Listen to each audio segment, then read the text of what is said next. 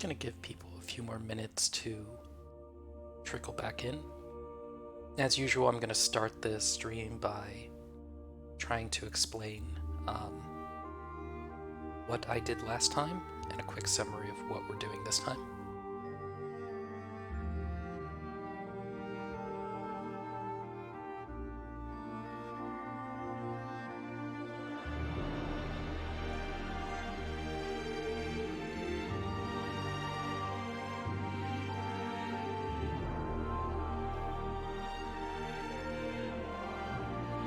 So let's take a look at that quickly.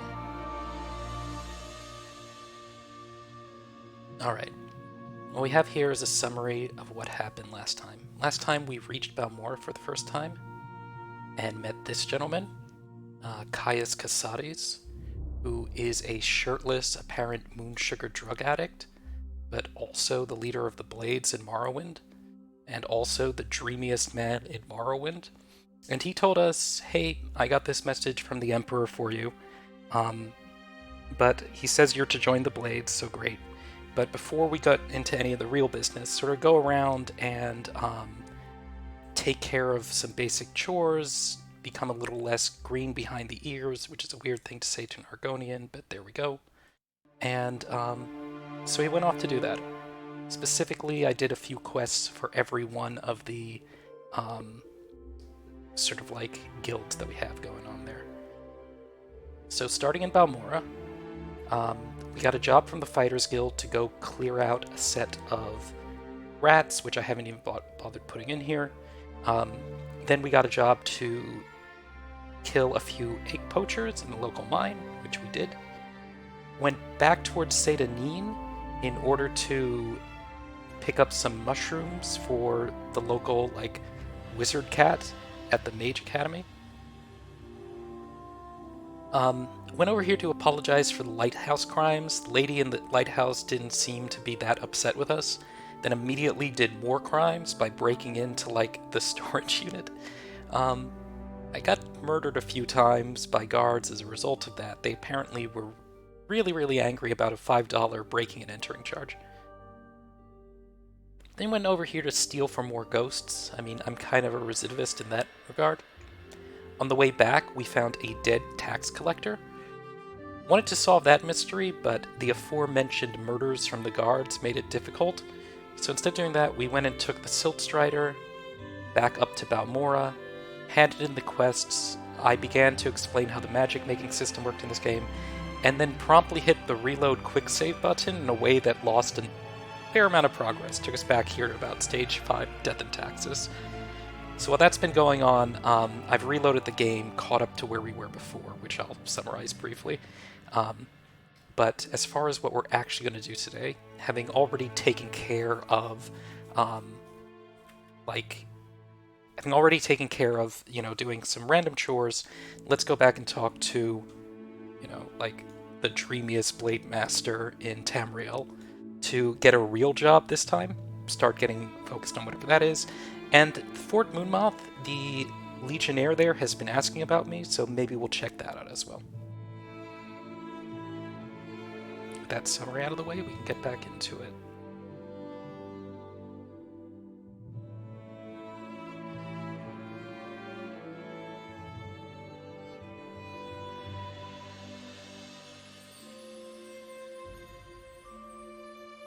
Let's just end the other music. As nice as it is. This other music I play is from Elder Scrolls Online, the Morrowind DLC. Really, the music for it's the best part about that content. Otherwise, it has a problem which a lot of the Elder Scrolls Online has. Puddles doesn't save well. I think that's my latest save.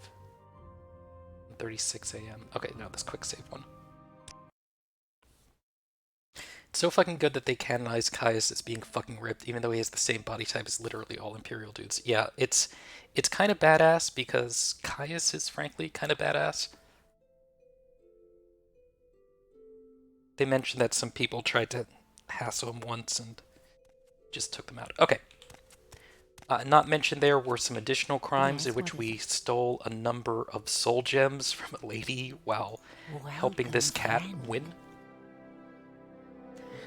She sent me to find a ceramic bowl, which we did.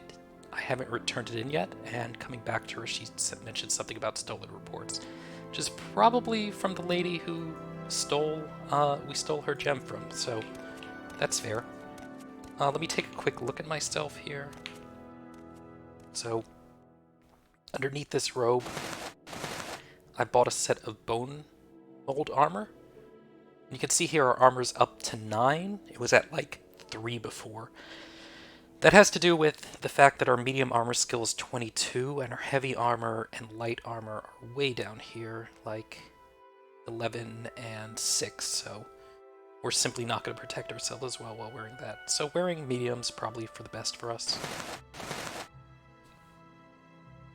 Been thinking a bit about how I would want to make a character for maximum fun, and while the spell path is certainly entertaining, it kind of turns off some of the gameplay from you. In particular, weapons. You can just use conjured weapons the entire time. Before we go here, let's build out some spells. We're going to build out some spells, check out what the mission is that she's complaining about stolen reports, maybe steal a diamond. And I should mention that one other thing I did off stream is I talked to the Guildmaster here, and she gave me another quest. Sorry for not putting that on the stream, which is not on here. Well, maybe I didn't grab it from her on this save. But essentially she's going to want us to try to convert an ex-Telvanni to the Mage's Guild.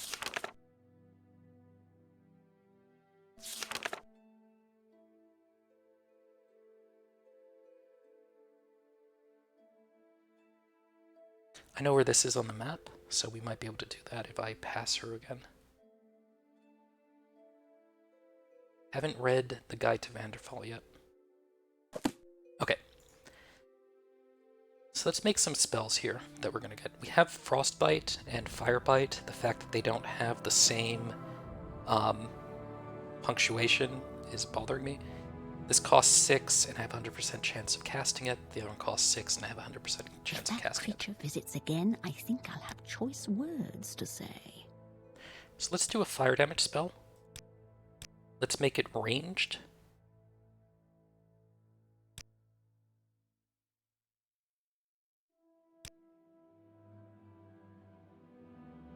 Duration 2 seconds. What if I make this 10 and 10?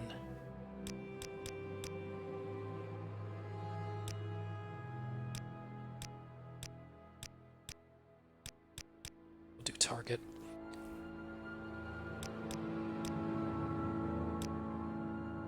The clicking is extra sensitive in this game, which is kind of silly, but...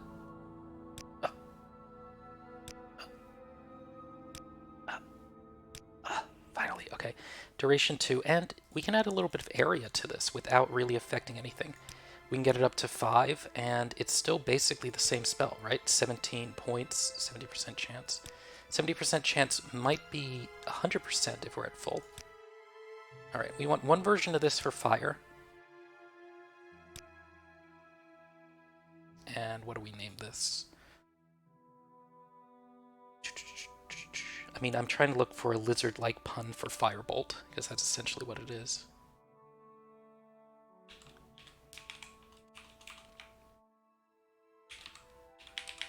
We'll call it Iguana Fire. Salamander Tongue. Oh my god, so good. Okay.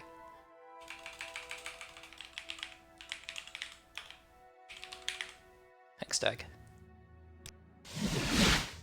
And we're going to want a version of it for Frost.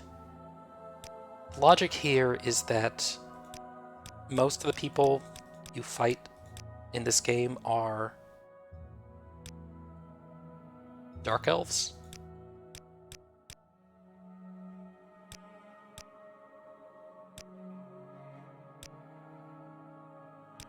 And an Ice one.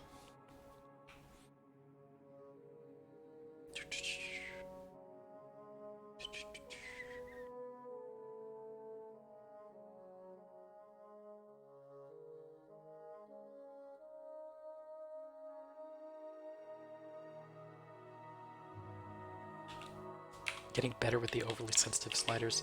I don't know if it'd be, I'm just gonna name it Chill Out. Okay, these are gonna be our primary spamming spells for now. As long as I'm gonna be a wizard, I might as well be doing wizardly things. And let's just quickly look here at spells. Shock. Do I have a shock spell yet? Grab it just to learn that. Damage Intelligence. Yeah, I guess I could demonstrate something silly with this one.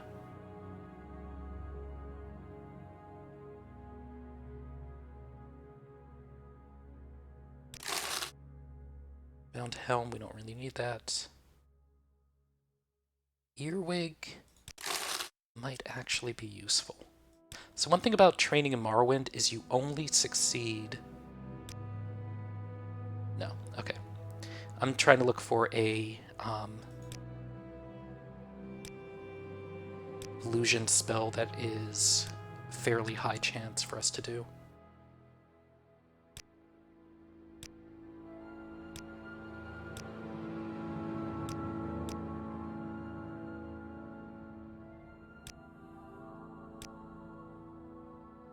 But with Galbadir.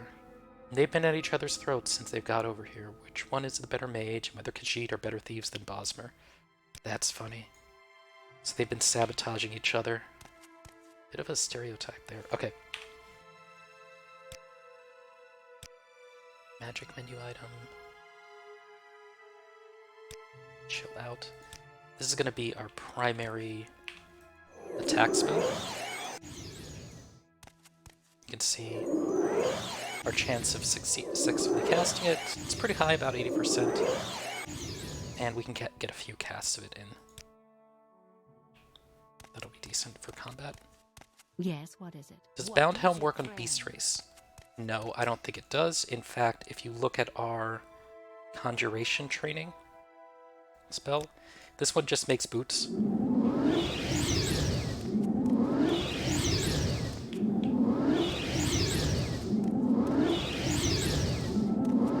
And, like, you can't wear them.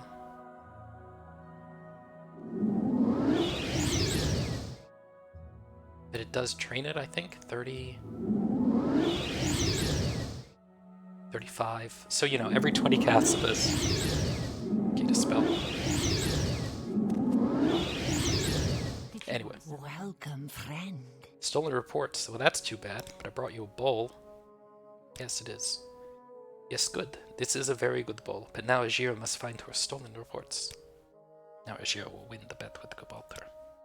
Ajira needs your help very badly.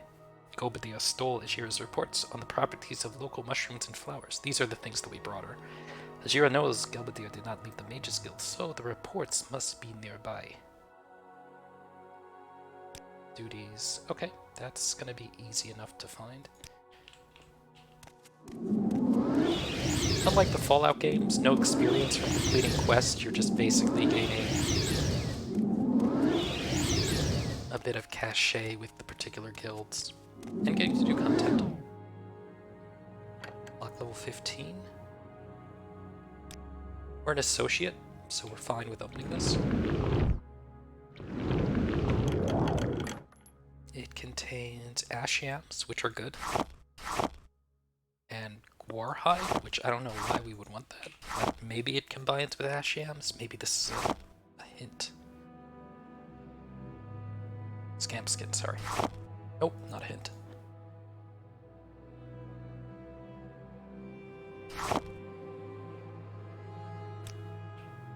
Hey. I'm listening. Go ahead. Advancement. Right, so I've gained a few ranks in this. Duties. I need someone to convince an ex-Telvanni to join us. While you're there, you can collect Monway's guild dues. Telvanni's name is Laur Berlith. He's in Sulapund. You can't convince him to join? Kill him. While you're there, collect the guild dues from Manway. She's in Punabi nearby. Further along the trail from Punabi, where's that? Leave Balmora going towards Fort Moonmouth to the east. Cross the old Dwemer Bridge just north of the fort that leads into Molagamore. Go past the Dwemer Ruin and follow the winding trail east until you reach a lake. You will see Mirandis to your south. I will mark this stronghold on your map. Head north from Mirandis on the path between the hills. Punabi will be on your right, and Sulapond is further up the path on the left. Just follow the signs to Molagmar. That easy. Molagmar is the rocky, uninhabited wilderness interior of southeastern Vanderfell. There are only a few paths in this area, and travel is hazardous because of the lava pools. Oh, good. Guild dues? Manway has failed to pay her dues for several years, and she now owes us over 2,000 septums. Allegedly, she's researching something in Punabi, near Lawa Berlith in Sulapund. If you can convince her to pay the dues, I will split them with you. Otherwise, kill her. Oof. Okay, this is it's an unfortunate situation. Back when I was an apprentice here, we had to find our own reports when a jealous rival stole them. Do you have a background? Can I ask who you are again? Because you've just asked me to murder 2 people provisionally. Okay, you're not going to train me or offer any spells.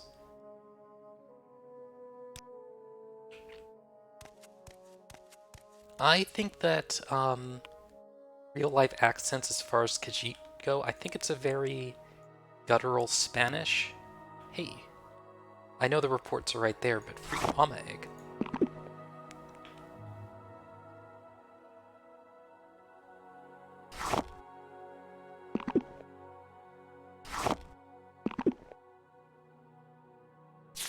There's the reports on mushrooms. So one nice thing about these reports is they actually tell you some particular mixtures that you may not know right away, like pearl dust for water breathing, walk on water with scales, we already knew this one. Crushed Pearl makes a Dispel Potion. Good mushroom for eating, but too much makes Ajira clumsy. Ajira used Hypha to make the mixed sound more edible. Ajira could smell all enchantments in Ajira's room. Ajira found no other use for Hypha. Okay, great, so detect enchantment. Ajira works very hard to go all over Bitter Coast and collect all these mushrooms. Ajira deserves rank of journeyman much sooner than Galvadir. You didn't do any of that stuff, but major points on, you know, delegating.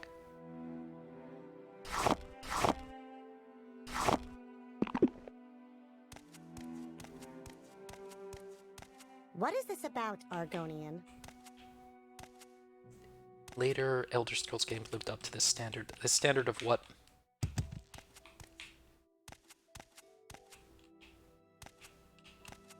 Can I get past you? I just want to go through your desk for stuff. You've been helping Ajir with the bet? Go ahead, I have many tricks of my own. Even you and Ajir together can't stop me from winning. So that's the manner that we need to... Of course not our decision. That would steal something from a fellow guild member. Uh-huh. Alright, so there was the mushroom report. I knew that one of them was there.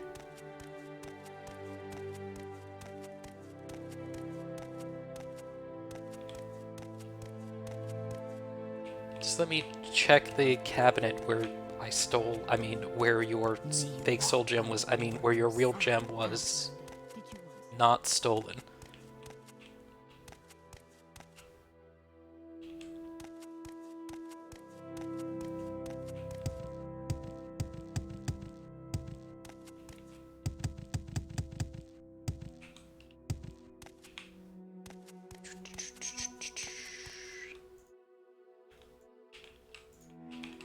I think actually they're down by the beds, if I recall correctly from last time. I don't know if I can help you, but I'll try. Probably not.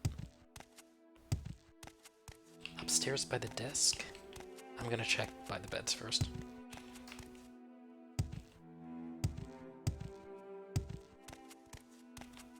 Yeah, so I think that the, there it is. Cheers flower report. I think the Khajiit have kind of a Spanish accent. I just say from the cadence, and that's because it reminds me of Inigo Montoya. But they have a very purry voice and talk in the third person. Gold kennet and stone flower make a paste that restores strength. It's useful to have a potion of restore strength on hand because it sucks when you're like, have that drained a lot. Stone flowers. Crushed emeralds and water. Okay, so stone flowers are restore magicka. That might be why they're useful. Gain more magicka. Okay, fortify magicka, whatever. Willows, shield of frost. Cure common disease. That's handy, but I think I learned a spell for it. How do you drink a potion of cure paralyzation? Ajira thinks heather comes from Skyrim, because the leaves look like the spiny leaves of trees in Skyrim. The flowers are also pink, like the Nord people. When mixed with ruby, it makes a very good potion to make you not weigh so much. With a scrap of scamp skin, Ajira made the potion of restore personality. How do you even notice restore personality? Ajira works very hard to collect these flower samples from the dangerous Lake Amaya. Ajira must do 2 reports and Galbadir must only do 1 silly report. Ajira deserves rank of journeyman very soon now. Oh my god, I love her.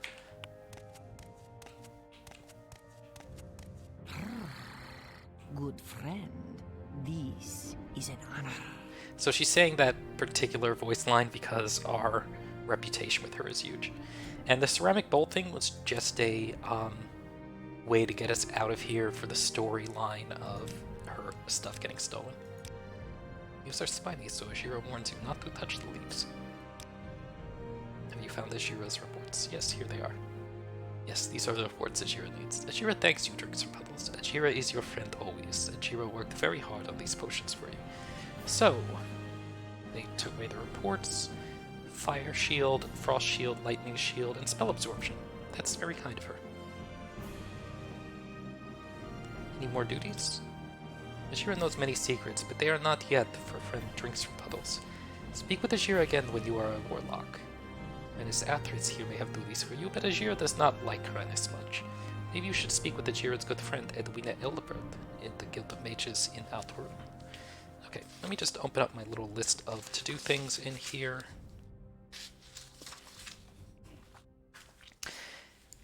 Clear slavers from Zantsapula into the bitter coast north of Seda Neen. That's where we got killed a bunch of time by a Bosmer with an axe. Retrieve more ebony, but be careful of flame etronach. Help poor old lady. Friend. Fields of Klama. Find Fields of Klama. Solve the Seda Neen murder mystery. Return to Ajira when warlock.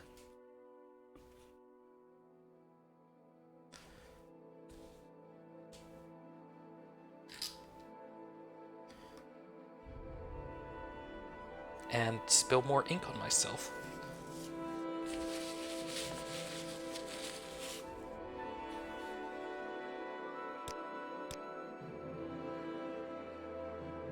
Mage's Guild.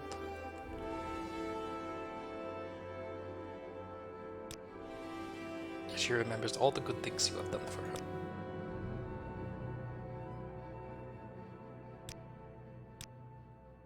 Okay, that I think is everything here at the Mage's Guild that we need to do for now. Inks from Puddles. Ink forms fellows. Spills their ink is a good Argonian name. Outlander. What?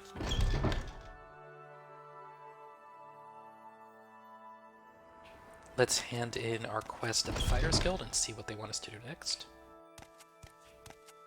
Yes, what is it? With this particular mod, it's handy to look for things that maybe only cost about 61 gold to raise.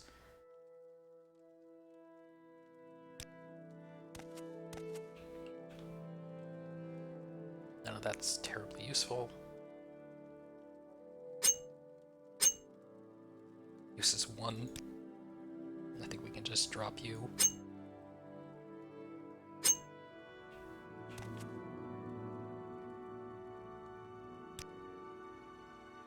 Overall, things are pretty good. Little secret. Someone said Larius Varro over at Fort Moonmouth is looking for you.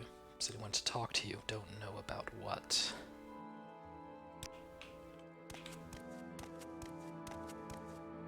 What's your story? It's the status on those egg poachers, associate. Don't make me assign this to another person. You got both of them? Good. Here's your payment. 100 septum, so we got some extra potions from a recent raid. Take these, they'll come in handy. Just tell me when you're ready for more orders. Sure. Kill 4 Telvanni agents responsible for trouble at the Caldera mine. Responsible for thefts and disappearance at the Caldera ebony mines. They're hiding in a cave in the hills north of the Caldera mine. 4 agents are dead. Report back to me. Take care. It's very likely that one of them is on a lookout post outside the mines. You could have the guild guide teleport you, but it's up to you.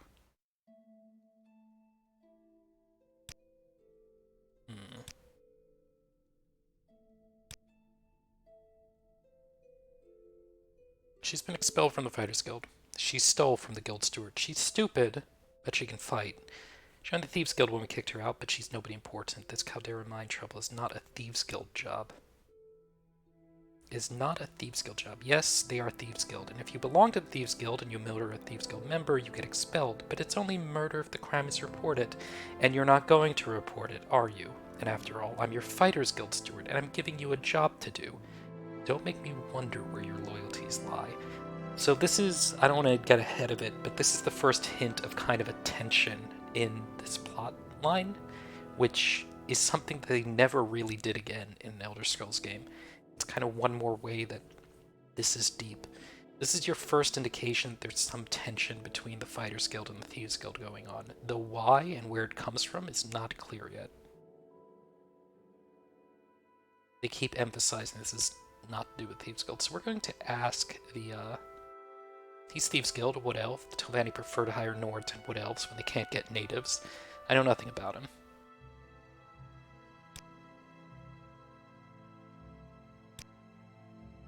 Hey. So we have enough quests done to do Journeyman from only 2, but we don't have enough skills.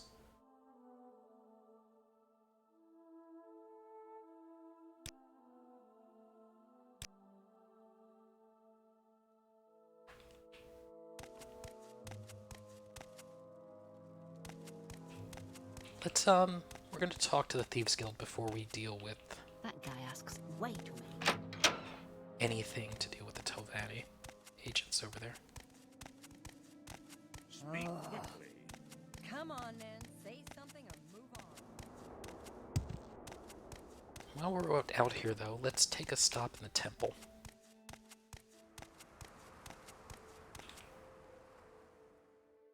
An hour to get some fatigue back. I think if you're in Balmora, there's a conflict that happens there. I think that most people don't notice their first time through Algernon.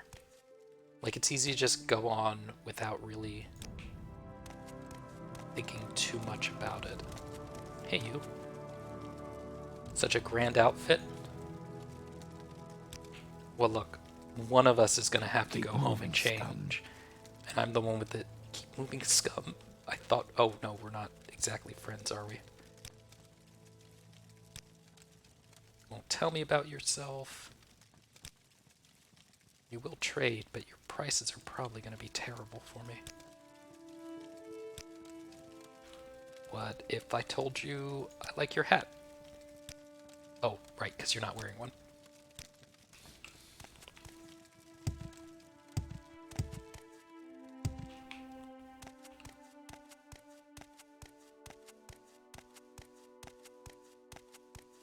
Yeah, I could replace these pauldrons. I have a different set in mind, but it's kind of a lot of money right now. We don't have it. I'm sure there's someone else you can bother.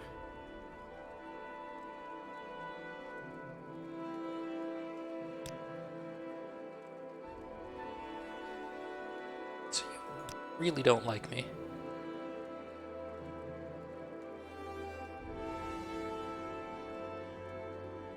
Okay, we're here, I might as well say, for a number of reasons. One, she teaches Mark. We want to get Mark and Recall to be able to teleport around the map fairly easily. Once we get that, you're going to see that it's pretty convenient. Two, she has the ability to fortify a statistic, which is a restoration, or an attribute rather, which is a restoration ability, and it's kind of useful. For now, we'll just grab Mark so I don't need to grab it later, and we're broke.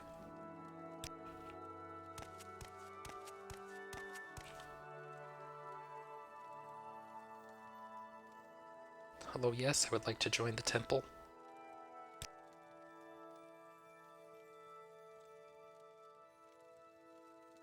Vala Catrasso at the Aldrin Guild of Mages runs a little class for new arrivals in Vanderfell. And by the way, she's also happy to talk about her vocation as a priest.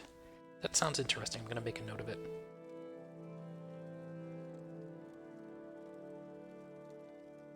Attend lecture by Vala Catrasso. Sounds like an imperial name. At Aldrun Mages Guild.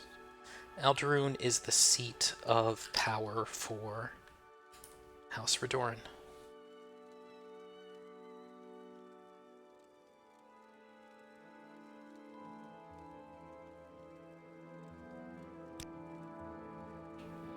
Oh, come on, leave me alone.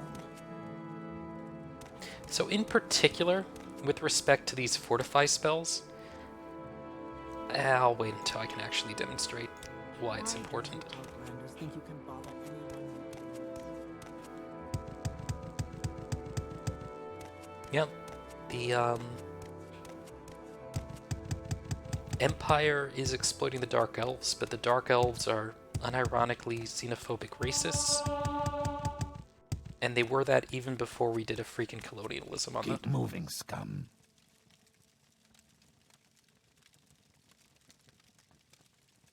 The temple? Nope. Okay. Cure Blight Disease. This is another important spell. You can see it's quite expensive and quite difficult. Restore Fatigue, amazing spell. Absorb Fatigue, even better.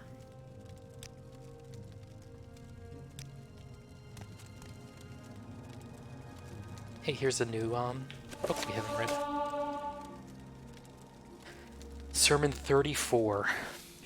Then Vivek left the Ministry of Truth and went back to the space that was not a space. From the provisional house, he looked into the middle world to find the eighth and final and mightiest monster called Gula Morgil, and more. The wise must look elsewhere for this string of power. Vivek called to his side the Hortator, and this was the first time that Nectarine had ever been to the provisional house. He had the same vision that Vivek had so many years ago, that of the two-headed ruling king. Who is that, he wondered. Vivek said, the Red Jewel of Conquest. Nerevar, perhaps because he was frightened, became vexed at his lord's answer. Why are you always so evasive? Vivek told the Hortator that to be otherwise was to betray his nature. Together they moved into the middle world, to a village near where Vivek had been found by Ayam and Set. The eighth monster was there, but he did not act much like a monster. He sat with his legs in the ocean and with a troubled look on his face. When he saw his mother-father, he asked why he should have to die and return to oblivion. Vivek told the eighth monster that to be otherwise was to betray his nature. Since it did not seem to satisfy the monster, and Vivek still had a touch of Ayam's mercy, he said, the fire is mine, let it consume thee, and make a secret door at the altar of Padhome, in the house of Boethia, where we become safe and looked after. The monster accepted Muatra with a peaceful look, and his bones became the foundation of the city of the dead, a non-Narcissus. Nerevar put away his axe, which he had at the ready, and frowned. Why, he said, did you ask me to come if you knew the eighth monster would give in so easily? Vivek looked at the Hortator for a long time. Nerevar understood. Do not betray your nature. Answer as you will. Vivek said, I brought you here because I knew the mightiest of my issue would succumb to Muatra without argument, if only I gave him consolation first. Nerevar looked at Vivek for a long time. Vivek understood. Say the words, Hortator. Nerevar said, Now I am the mightiest of your children. Let this sermon be consolation to those who read it that are destined to die. At the ending of the words, it's Alm Civi.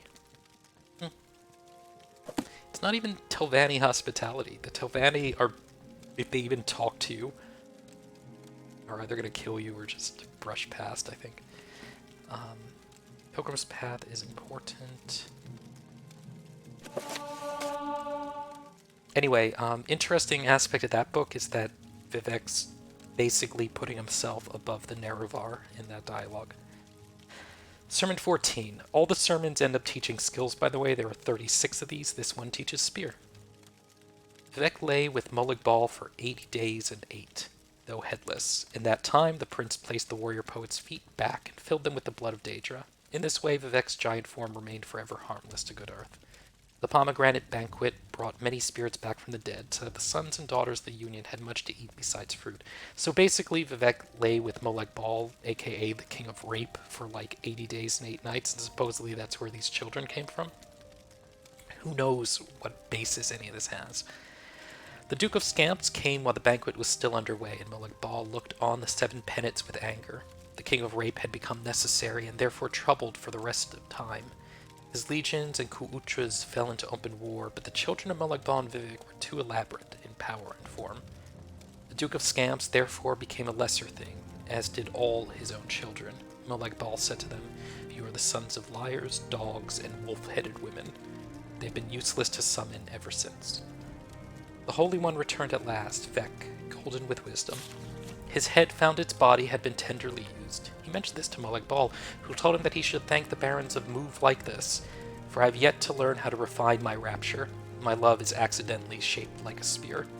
So Vivek, who had a grain of Ayam's mercy, set about to teach Mullig Ball in the ways of belly magic. They took their spears out and compared them. Vivek bit new words onto the Kings of Rape so that it might give more than ruin to the uninitiated. This has since become a forbidden ritual, though people still practice it in secret. So this is basically oral sex of some sort, right? Here's why. The Velathian demons and monsters that were watching all took out their own spears. There was much biting and the earth became wet, and this was the last laugh of Mullig Ball. watches the earth show crack heavy with so much power that should have been forever unalike. Then the stretch of badlands that had been the site of the marriage fragmented and threw fire, and a race that is no more, but that was terrible at the time to behold, came forth. Born of the biters, that is all they did, and they ran amok across the lands of Veloth and even to the shores of Red Mountain. I feel like we're back in Cannery Vale. Belly magic. Yeah, belly magic and using your teeth, which is a forbidden ritual, though people still practice it in secret. The Vivek made of his spear a more terrible thing, from a secret he had bitten off from the King of Rape, and so he sent Molag Bal tumbling into the crack of the biters, and swore forever that he would not deem the king beautiful ever again. Vivek wept as he slew all those around him with his terrible new spear. He named it Muatra, which is milk taker, and even the Chimera mystics knew his fury. Anyone struck by Vivek at this time turned barren and withered into bone shapes. The path of bones became a sentence for the stars to read, and the heavens have never known children since. Vivek hunted down the biters one by one, and all their progeny, and he killed them all by means of the 9 apertures, and the wise still hide theirs from Muatra. The ending of the words is Am Sylvie. Really is just the King of Rape. No, it's not hyperbole. This game, later they're not going to refer to him as that. I'm pretty sure ESO never does. For obvious reasons, right? Like, you don't want to just throw that out. There's a few other places in the game where they mention the word rape. No one gets raped as part of their past in this story, as far as I know. But it's not the thing that you would want to do these days. Yes, please, let me join the temple so that your people will stop calling me Enwa. I have a promising look. You're the first one who thinks so in this building. Perhaps we could use you. I'd like to hear the doctrine. Faith, family, masters, and all that is good. Perform holy quests and bring luster to the temple. Never transgress against your brothers or sisters in thought or deed, as we are all one body. If you somehow fail to uphold these ideals, you must speak with a master or the patriarch to be cleansed of your wrongdoings. Still want to join? Yep. You're now a layman. Welcome, brother Drinks-From-Puddles. I'm one of several masters you can go to get your duties, and if you perform well, advancement in the temple is not out of the question. Notice that our reputation with her has already jumped up to 55. You should prove your faith by making the pilgrimage to the 7 graces. Take this book, The Pilgrim's Path. It describes where the pilgrimage sites are. After you've completed these pilgrimages, speak with me again. I should warn you that while most of these are easy, the pilgrimages of Ghostgate and the Ruddy Man are more difficult. You may wish to do this last. The Ghostgate one's not too bad. The Ruddy Man one, I recall correctly, is pretty bad. Can I advance? Yeah, right, so you need to. So this is another part in the game where... okay, just not going to train yet. Another part in the game where it's not something you'd see in a modern RPG. In a modern RPG, you would expect that, oh yeah, you know, I start out with a mission to kill cave rats, and then I start out with a mission to collect flowers, and you do for the most part. But the Pilgrimages of the 7 Graces, where is that right now? Pilgrim's Path. This is a super long quest, right? So, Shrine of the 7 Graces, Fields of Kuma, that one's right nearby. Stop the Moon, the Shrine of Daring. This one I think is all the way in Vivek, where there's the meteor that hangs in the air. Shrine of Generosity, Puzzle Canal, Mask of Vivek, and so forth. So this is basically takes you all over Morrowind in order to unlock any further quests in the temple. We're going to do it this time, even though I don't really have a great reason for Puddles to be religious. Without going too far into it, a lot of this game, sort of story-wise, plays out interestingly if you make yourself a dark elf. It's easier to motivate some of the things that goes on, since you can always say, oh, I'm someone who was just born outside of Morrowind and I'm trying to reconnect with my people's heritage. Even so, maybe Puddles is just curious about local customs, maybe what Caius said about helping the poor sits well with him. We're going to find that the temple is a multifaceted entity as we go along. There's one thing in particular I find pretty interesting about it. Okay, but regardless, we're going to see if we can afford a Scroll of Divine Intervention, unless I already have one, which I think I do. Yep, there we go. Alright. Way to get back to the temple. And we're done right here.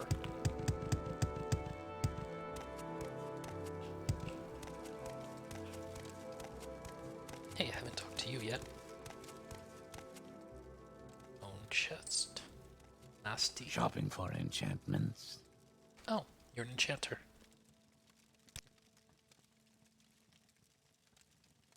Holy shield to restore health. Spear of light. Anything I can sell you? I mean, I could sell this Grand Soul Gem with the Winged Twilight in it for 60,000, but no, because you have 750 gold. Do you want a nice ring?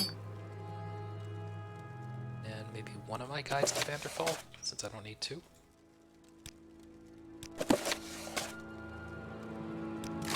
Thanks, buddy.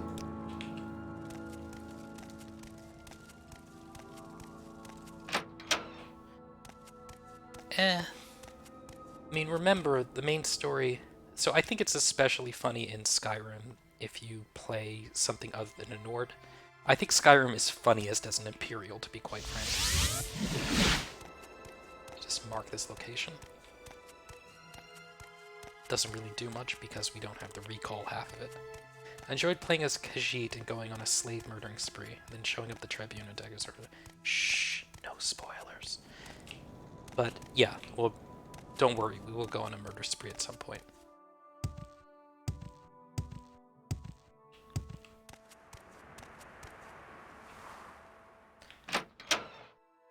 So this is the Morag Tong, who are apparently developing photos in here. Hey, free Kwama eggs. Not free Kwama eggs.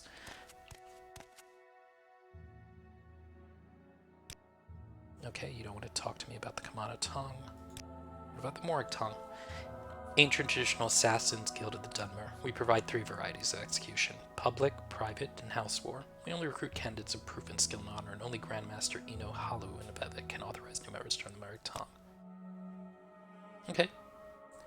We'll go to Vivek to murder people.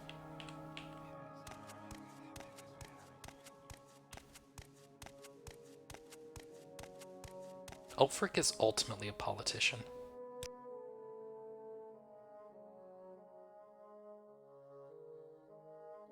Speak, traveler. As is the Queen of Stormwind. But Queen of Skyrim. Trapped. 95. Interesting.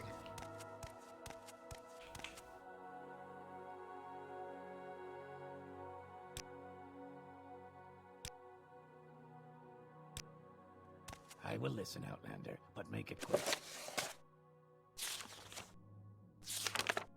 Swift and agile are the Morag Tong. Silent and unseen they move. Illusions they supply to misdirect their prey. Close and sure they strike with short blade, or distant and secure they strike from afar with accurate missile fire. This is telling you which of the skills are associated with their ranks. Do you laugh and cry but no longer feel? Do you wear these masks? Then perhaps your oath and service may please the Black Glove. The blood of the hunter and the blood of the hunted, the joy of the hidden and the joy of the seeker, the blood of the eye and the blood of the gate, the joy of the living and the joy of the dead. Are you one with these things? Then perhaps your oath and service may please Mephala. To make your oath and enter our service, the worthy must seek the Grand Master, who by tradition lives in the unseen and unlooked-for corners of Vivek City, between the blood of battle and the waters of life. So between the blood of battle and the waters of life suggest where the location is as far as these different like cantons go.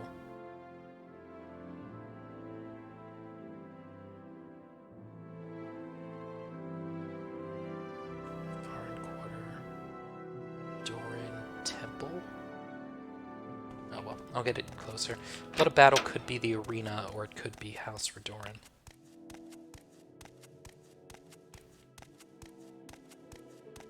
Yeah, so there is that. I always wonder about that. While you're at the, I'm looking for the manor right now that we're supposed to steal away into. There we go. Hey, you. Do you have an extra key? Why do you disturb? A visitor! And an outlander, too. What brings you to Narano Manor? Folks are very cool to outlanders. Be patient and pleasant, and you'll do all right. Yes, this is Narano Manor.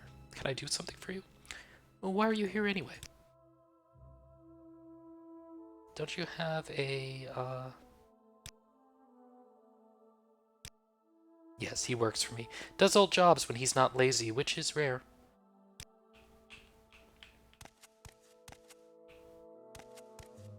So one way we could do this is pickpocket from that guy, but we're going to try to find his manservant.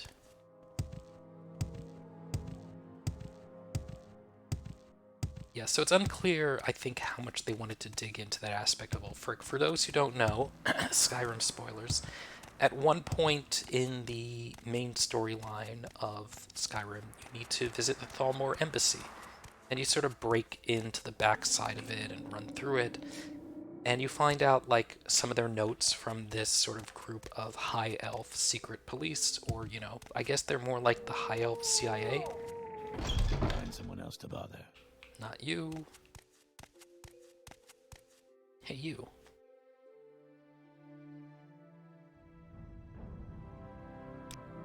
That's where I work. I work for him. What else do you want to know?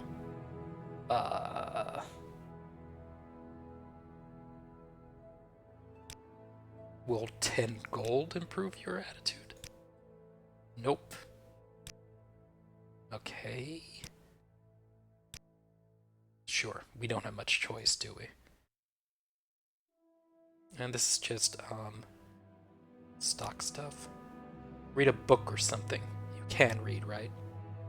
Morrowind was a great nation when the Empire was a bunch of savages running around in skins with clamshells tied to sticks. And Morrowind is still a great nation, and the Dunmer are a great people.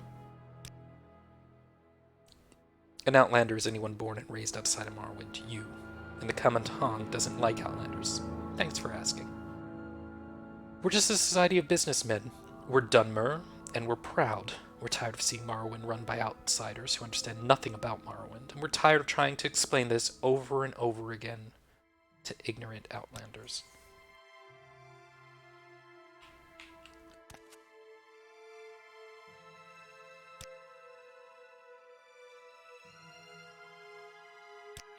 I'm sure there's someone else you can bother.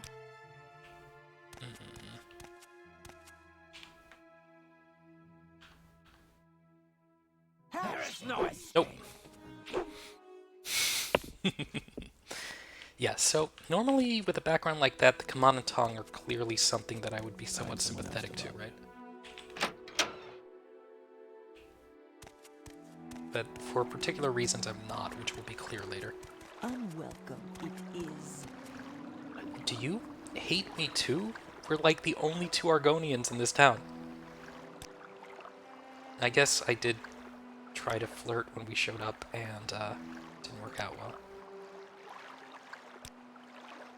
Sorry, I just spent my last 20 gold on a dark elf who still hates my guts.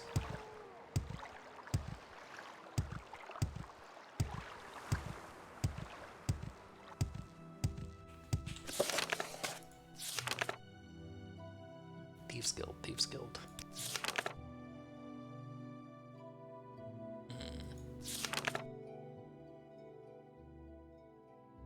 Yeah, so the Council Club is a Kamantong bar. Let's ask about that What's your job with story? the, From where? Caldera Mine Telvanni agents. No, you don't seem to have much to say about it, do you?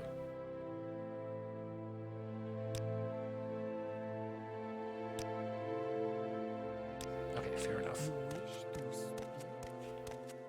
Head on. I don't have any money.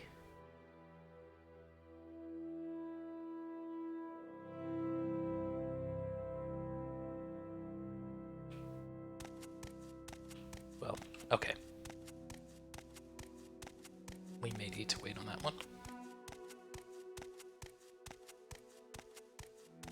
Yeah, so anyway, you find these notes that mention that he was captured, tortured, and then they released him as an asset. Nothing is ever followed up on this. You don't have a way to talk to him about it. Quickly, Outlander, or go away. And it does seem to be content that was just dropped, but, you know, one way of interpreting that is, oh, he's still working for them.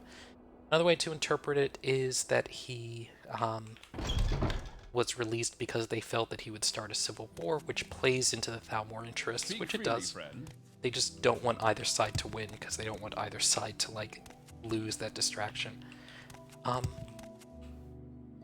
But yeah, they also mentioned that he betrayed his allies and revealed information to them, which they never use against him. Which you think they would? Alright. Hey, Uncle Caius. I've gone around and done some odd jobs. Do you have any new orders for me? Ready for orders? Good. Go talk to Hasfat Antibilus at the Bilmera Fighters Guild. Ask him what he knows about the Nectarine secret cult and the Sixth House secret cult. You'll have to do him a favor first, probably an ugly favor, but do it. Then get the information from Antibolus and report back to me. By the way, Hasfat is a student of Morrowind history. Take the chance to get a little education. I have a few history books in here.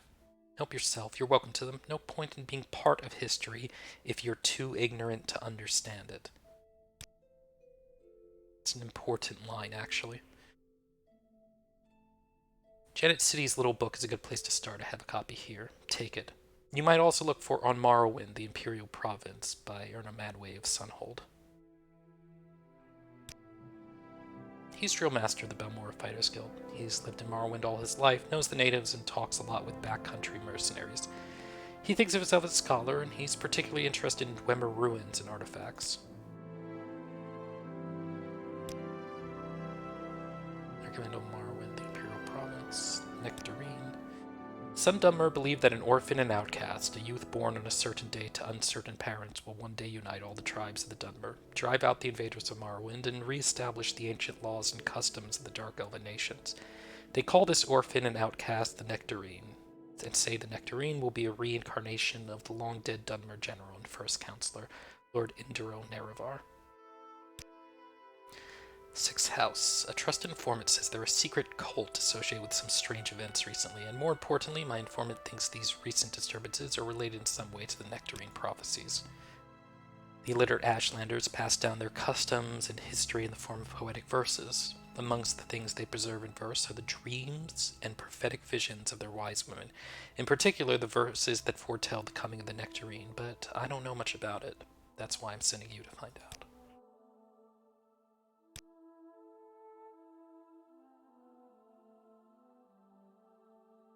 That line about, born on a certain day to uncertain parents is a little familiar, isn't it? Invocations.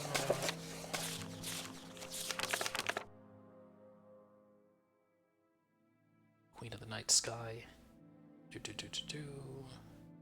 ones.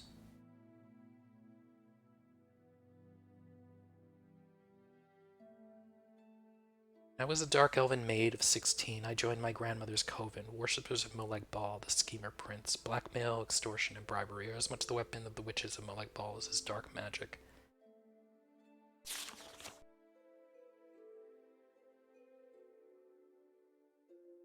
Grandmother died in an attempt to poison the air of Firewatch. I re-examined my faith in the cult. My brother was a warlock of the cult of Boethia, and from what he told me, the Dark Warrior was closer to my spirit than the treacherous Molag Bal. Boethia is a warrior prince who acts more overtly than any other Daedra.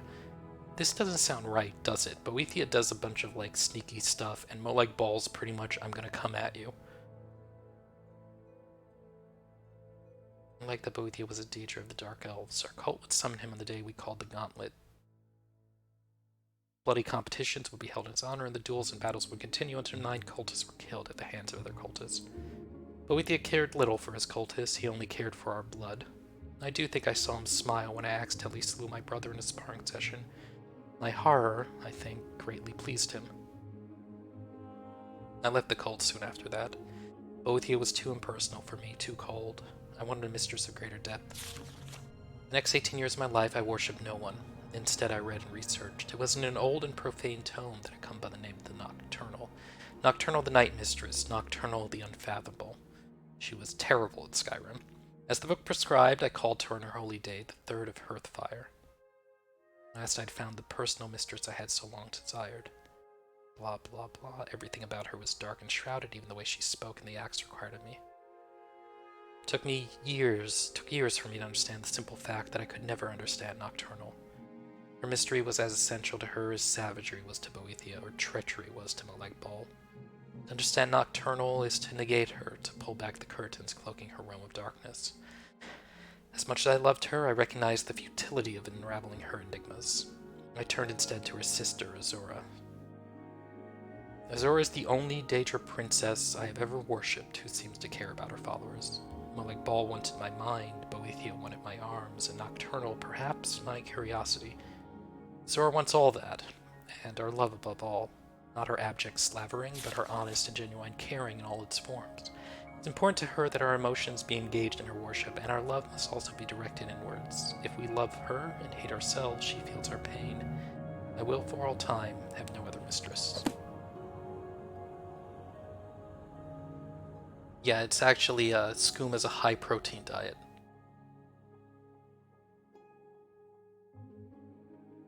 I just hate Nocturnal in Skyrim because she's associated with my least favorite quest in any Elder Scrolls game. Okay, we already read The War of the First Council. Short history of Morrowind. Let's wait on reading this one. Actually, it's kind of important though, right? Led by the legendary prophet Veloth, the ancestors of the Dunmer, exiles from Altmere cultures in present-day Somerset Isle came to the region of Morrowind. In the earliest of times, the Dunmer were harassed and dominated by Nord sea raiders. When the scattered Dunmer tribes consolidated into the predecessors of the modern Great House clans, they threw out the Nord oppressors and successfully resisted further incursions. The ancient ancestor worship of the tribes was in time superseded by the monolithic tribunal temple theocracy, and the Dunmer grew into a great nation called Rezdan. Rezdan was the last of the provinces to submit to Tiber's septum. Like Black Marsh, it was never successfully invaded, and was peacefully incorporated by treaty into the empire as the province of Morrowind.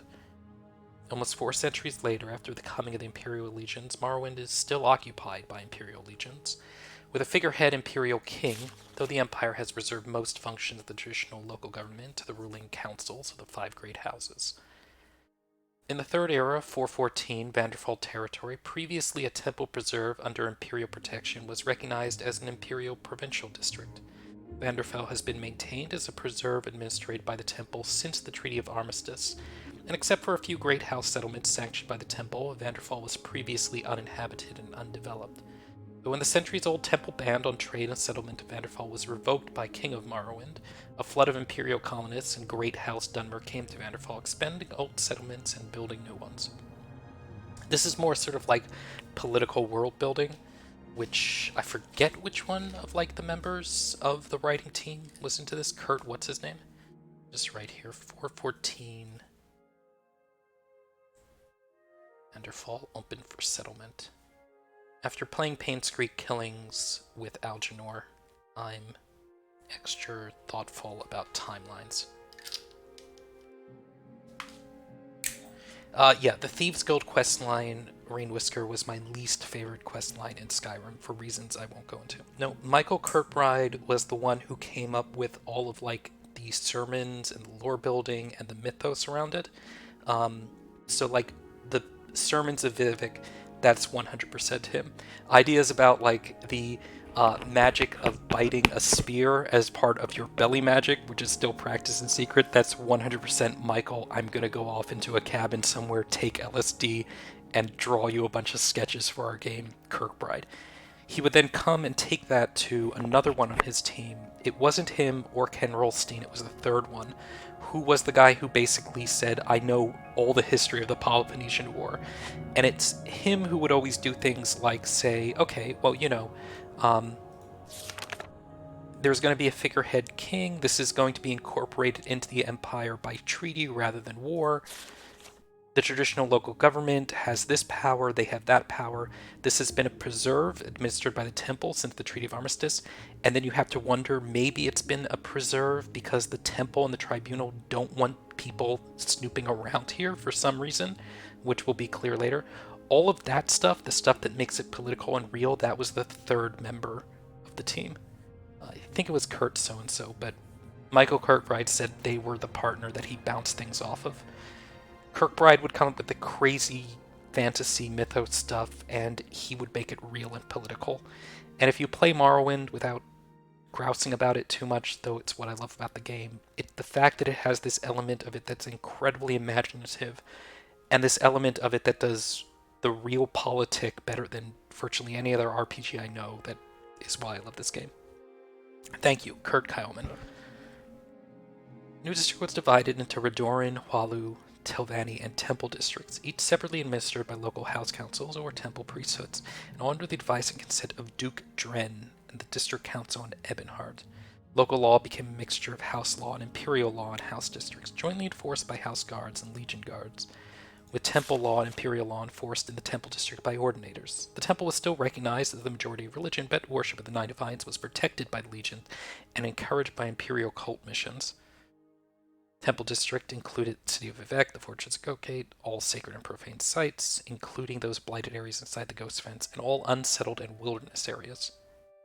In practice, this district included all parts of Vanderfell not claimed for Redoran, Hualu, or Telvanni districts. The temples stubbornly fought all development in their districts and were largely successful.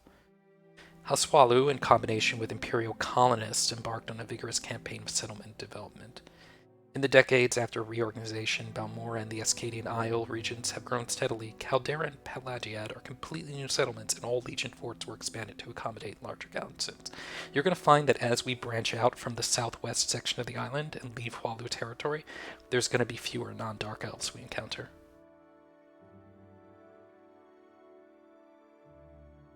House Telvanni, normally conservative and isolationist, has been surprisingly aggressive and expanded beyond the traditional tower villages. Disregarding the protests of the other houses, the Temple, the Duke, and the District Council, Telvanni pioneers have been encroaching on the wild lands reserved to the Temple. The Telvanni Council officially disavows responsibility for these rogue Telvanni settlements, but it's an open secret that they are encouraged and supported by ambitious Telvanni mage lords. Under pressure from the Temple, conservative House Redoran had steadfastly resisted expansion in their district. As a result, House Redoran and the Temple are in danger of being politically and economically marginalized by the more aggressive and expansionistic Hualu and Telvanni interests. The Imperial administration faces many challenges in the Vanderfall district, but the most serious are the Great House rivalries, animosity from the Ashlander nomads, internal conflicts within the Temple itself, and the Red Mountain Blight. Struggles between Great House, Temple, and Imperial interests to control Vanderfall's resources could at any time erupt into full-scale war. Ashlander raid settlements, plunder caravans, and kill foreigners on their wild lands. The Temple has unsuccessfully attempted to silence criticism and calls for reform within its ranks. But most serious are the plagues and diseased hosts produced by the blight storm sweeping out from Red Mountain. Vanderfall and all Morrowind have long been menaced by the legendary evils of Dagoth-Ur and his ash vampire kin dwelling beneath Red Mountain. For centuries, the Temple has contained this threat within the Ghost Fence, but recently the Temple's resources and will have faltered. The threat from Red Mountain has grown in scale and intensity. If the Ghost Fence should fail, and hosts of blighted monsters were to spill out across Vanderfall's towns and villages, the Empire might have no choice but to evacuate Vanderfall District and abandon it to disease and corruption. Oof.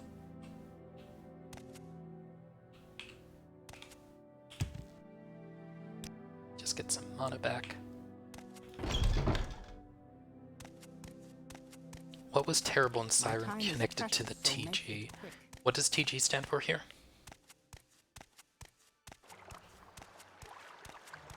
That is quite enough. What? Huh? Oh.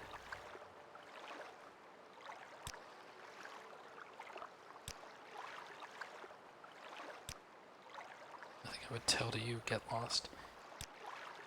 What? Oh, okay.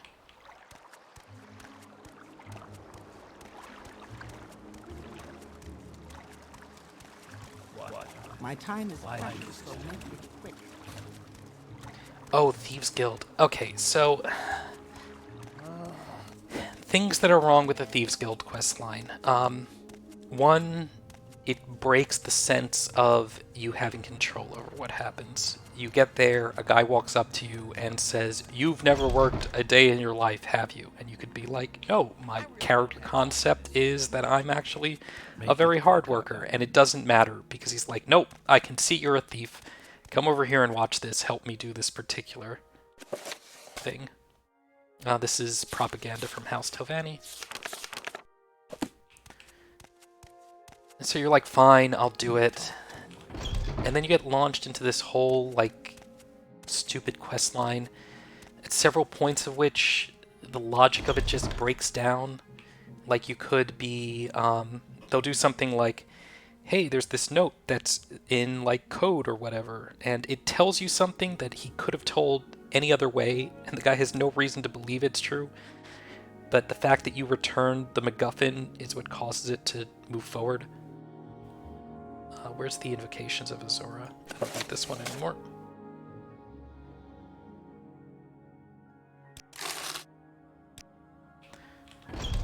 So the logic of the writing's pretty terrible.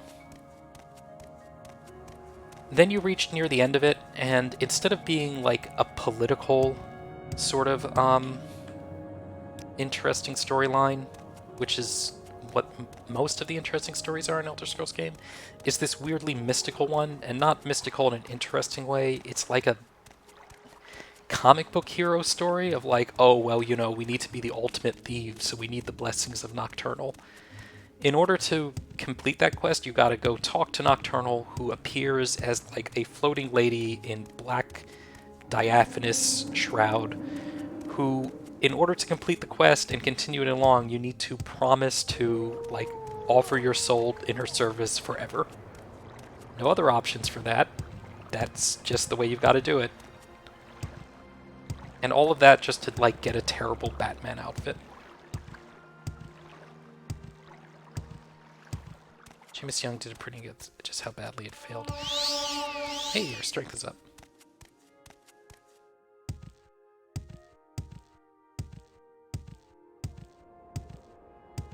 Yeah, it's been a long time since I played Oblivion, but I seem to recall the Oblivion Thieves Guild quest line was kind of nice. I think it was about trying to get them back on their feet, and there was all this stuff with the Grey Fox. See, that's the difference, right? Like, the Grey Fox was not some magical power that people had that you needed to unlock. The Grey Fox was an idea, it was a legend, and basically what you were doing in that quest line was spreading that legend to get people's imagination to believe in the Thieves Guild again.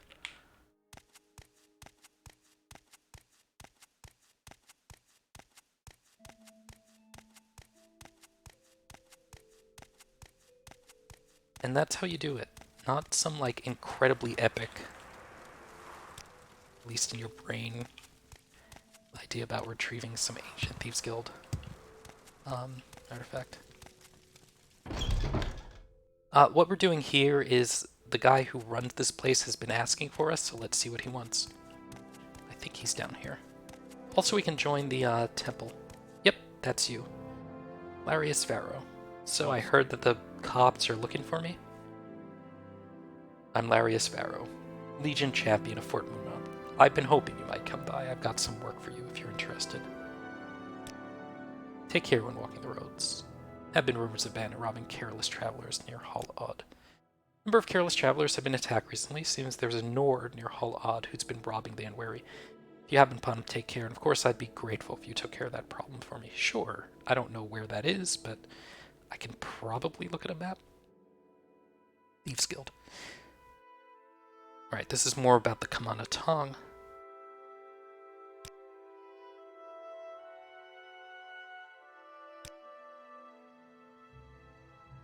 Miles Glorious.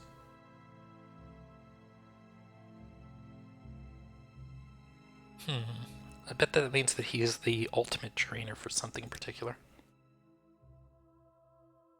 So this guy has more respect for House Redoran than Hualu. That makes sense because the Halu are kind of sleazebags.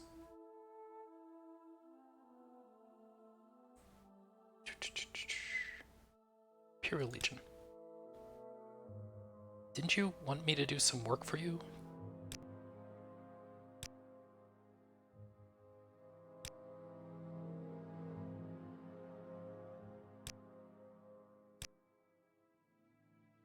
First, it seemed the fuss about the Nectarine prophecy was just silly superstition. Then I learned that the Dunmer had been waiting for Lord Nerevar to come back for centuries. The Incarnate, they call it. Every few years, an Ashlander appears, and tribes call him the Incarnate. Then Temple goes out, hunts him down, reveals him as a fake. Why does the Temple worry so much about it?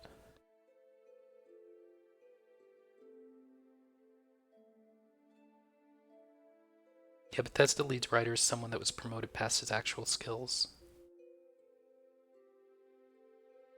I'll go read that particular story at some point. I'm glad to hear that other people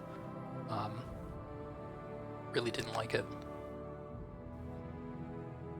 Yeah, they probably had multiple writers for Morrowind, but okay, now there's the work option. But they had multiple writers for Morrowind, but it was definitely a much tighter team.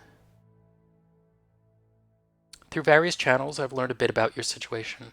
I'd like to tell you a little story, and when I'm done, you can ask me some questions, and then maybe you might decide to go out and do some things. You might, and you might not. That's your affair. I just want to tell you about a nice present I think the Emperor wants you to have.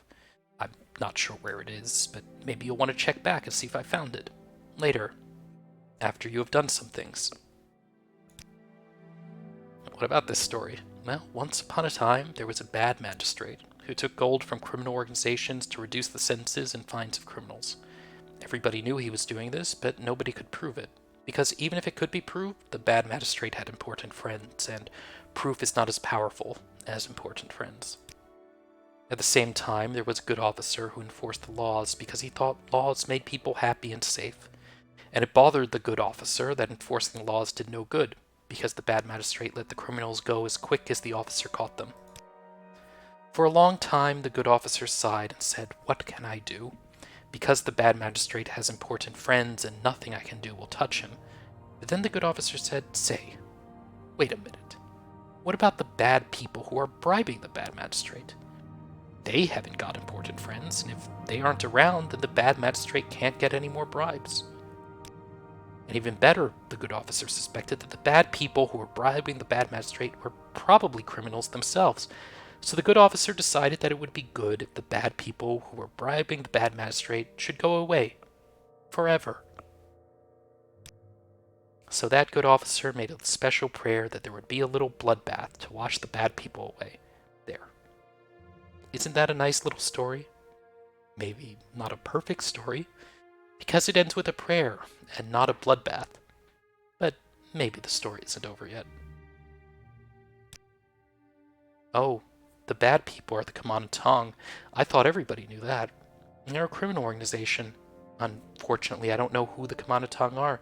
No one will tell me because I am an officer, and it's against the code to tell officers things. But people in the Thieves Guild hate the Command Tong. I bet if you asked the Thieves Guild, they would cheerfully tell you who the bad people are and where to find them. But I warn you, these bad people are very tough. Tougher than you, I'm afraid. The bad people in my story are 5 members of the Command Tong. I know they are a scout, a pawn breaker, a savant, a thief, and a smith, and they're in Balmora. Unfortunately, I don't know their names, but maybe you can find their names, and where to find them. And then maybe my story could have a happy ending. With a little bloodbath, instead of a little prayer. What about that nice present? What is the nice present from the Emperor? I'm sure I don't know. I think it's supposed to be a surprise, and as I said, I'm not sure where it is. But I might find it anytime. So check back and see if I found it. Later. After you have done some work.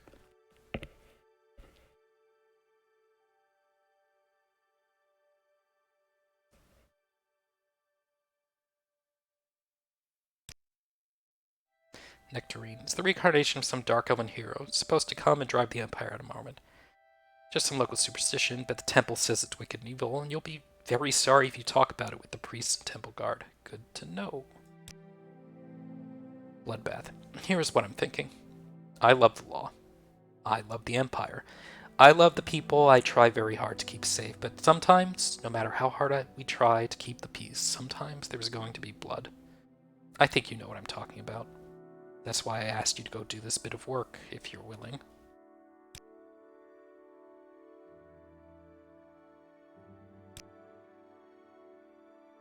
I am broke. Okay, let's join the Imperial cult before we leave. Yay, my speed's up.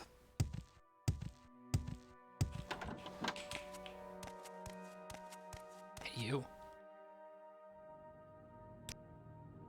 Accept all citizens of good and earnest faith. We ask only a one-time pledge of 15 traits to aid us in our good works. Yes. Could I get a lizard discount?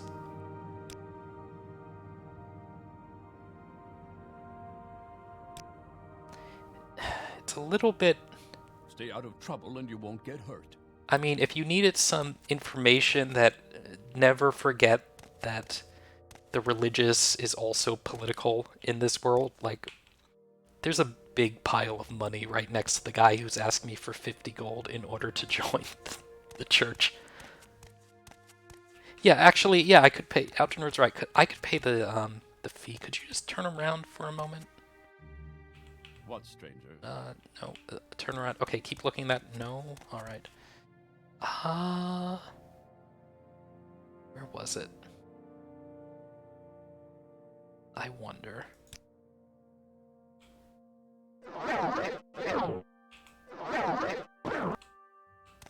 No, it doesn't. Oh. Match for me. No. Goodbye.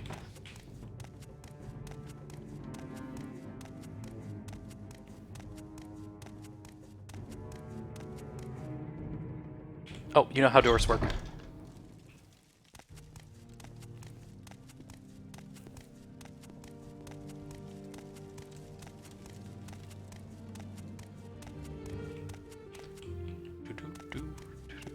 So we'll be probably not doing that bloodbath right away.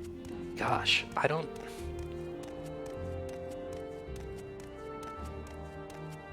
I'd like to do some of this stuff, but I think we're gonna have to wait till we get a few more resources. Let's go clear our bags a little bit, because I'm a little bit concerned with how much weight I'm holding. One mod I'm gonna look into is there's one that revamps the UI to be more like Skyrim's. I don't think that sounds very appealing to me. I actually think this is fine, but if I could sort by value versus weight, that would be quite helpful. Because I know I'm close to full weight here, right? It's slowing us down. It means I can't loot a bunch of stuff, but where's that going? I'm not sure. Some of these potions weigh a pound, right? The cheap ones tend to do so. Like, that's 10 pounds right there. The armor is a fair amount of weight. Morrowind's UI is very nice because it's very fast. Like, I need a little bit better organization for this. I need to look for something that gives me more quick slots, but it's still pretty great. Functional is a good word for it, yeah.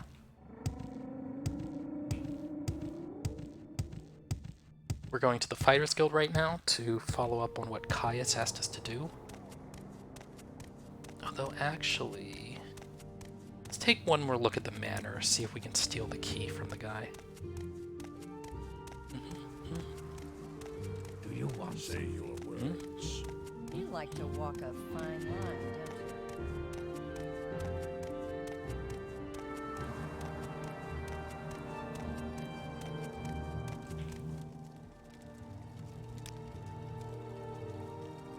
I don't want to know, none of my business. I stay out of the council club. So that tells you sort of where they're located. We know who they are, right? They're the people down there who didn't like me, but... Alright. You're finished. No, I'm not. So Puddles is no good at pickpocketing. What if we... I don't think it's a good idea. Say what you want or go.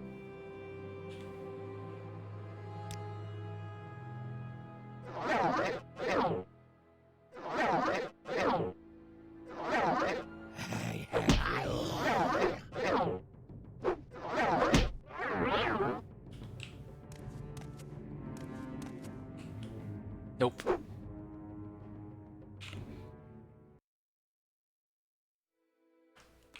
Yeah, okay, granted, my stamina was 0.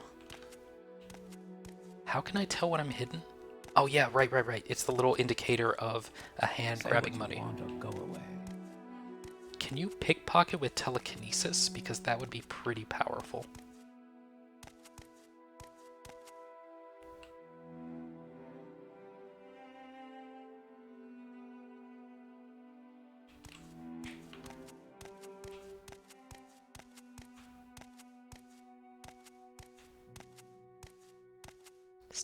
Sneaking.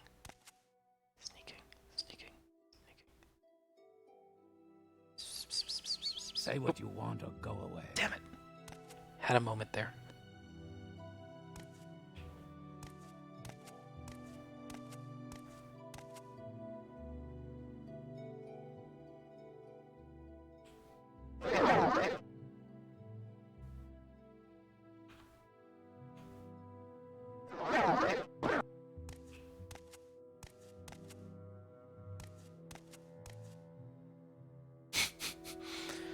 You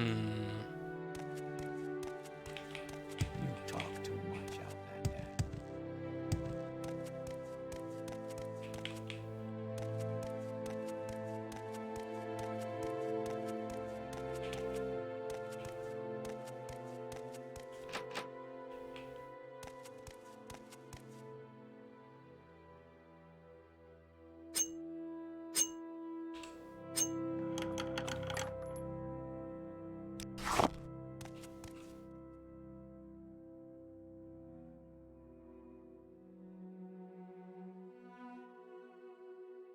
Oh hey, that's a copy of the Book of Dawn and Dusk, right? The reason that that's interesting to me is I was wondering if this... Oh, Book of Rest and Endings, dang it. It's fine.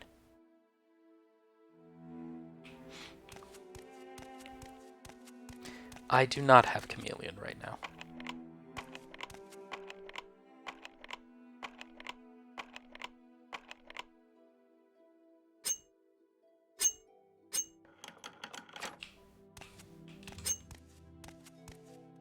Trapped.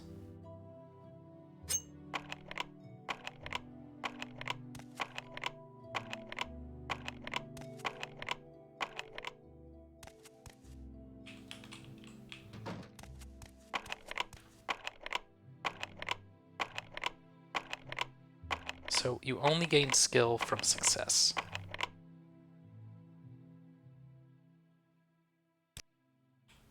Screw it, I'm a wizard. Maybe. Maybe. There we go.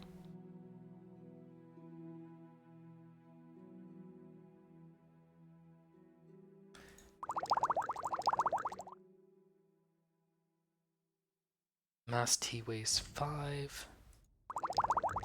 Well, that weighs a lot. 5 pounds worth of beer? I mean, the secret is you drink a mass tea. Then you can hold all the mass teas.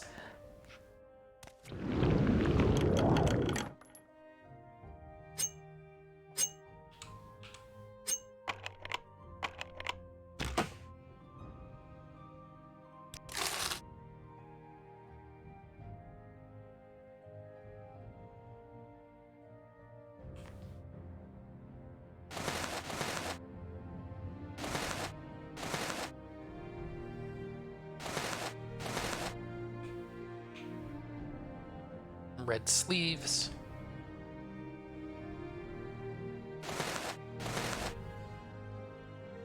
Shiny sleeves, those sort of match the armor a bit better, don't you think? How does this robe look? I think probably pretty silly.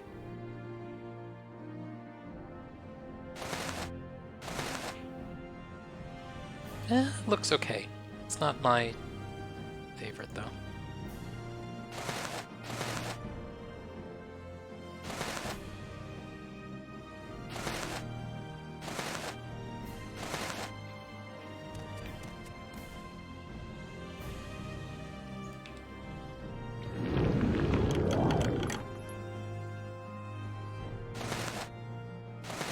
Now that's a nice robe.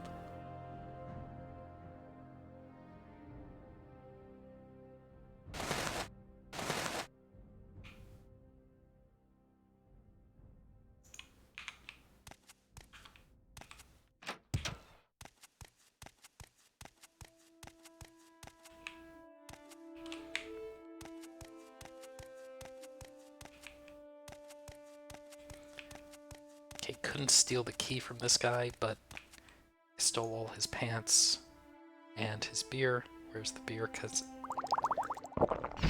I'm out of carrying capacity again.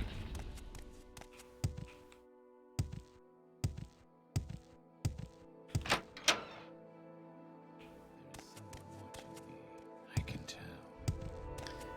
So I was thinking yesterday about what I would do for a class that I thought had a lot of fun design in it, like for just the playability of Morrowind, assuming that you're using Mad's leveler so you don't need to overthink sort of how you're assigning points.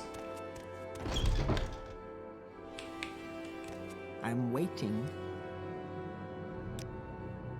And basically ends up looking a bit like, I hate to call it a stealth archer, but that's a little bit close to what it is. So you, so you, so you, keep you, keep you.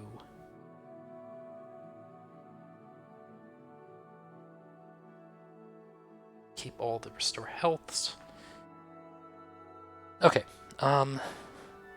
keep these exclusive potions of shielding for a little bit of time.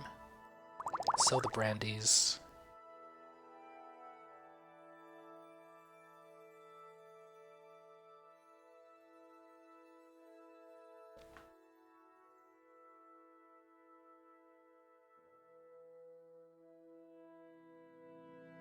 And sell a short history of Morrowind, we just read it.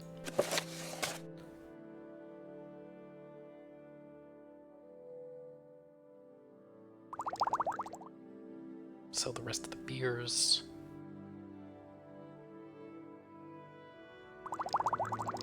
Oops. Sell fortify willpower. I'm never gonna get around to like min-maxing to that degree.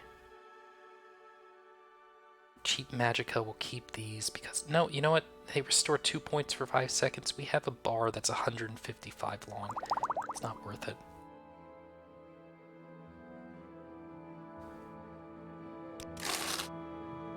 Good. 205, still not as low as I want.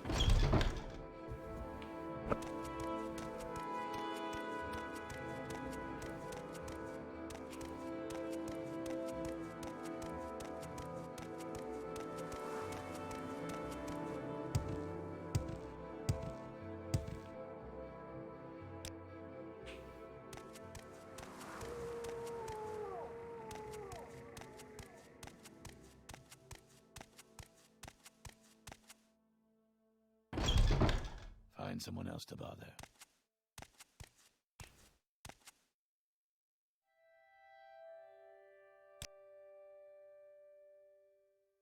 Pretty nice set of stuff. Oops. Cancel.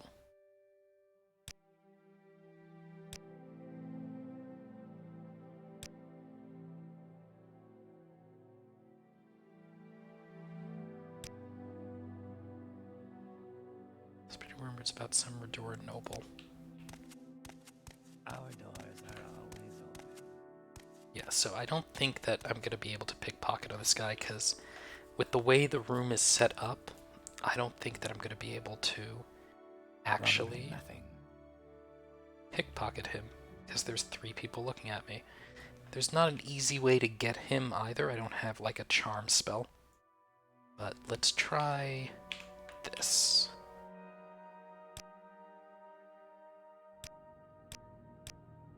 Okay, let's not try that, because that was an expensive way to fail. Let's try it one more time. Actually, how much money do I have? Leave.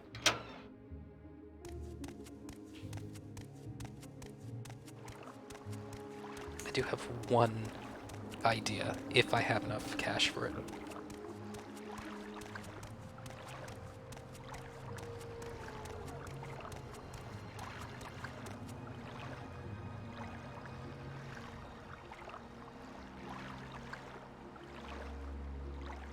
While we're running, we should practice a spell.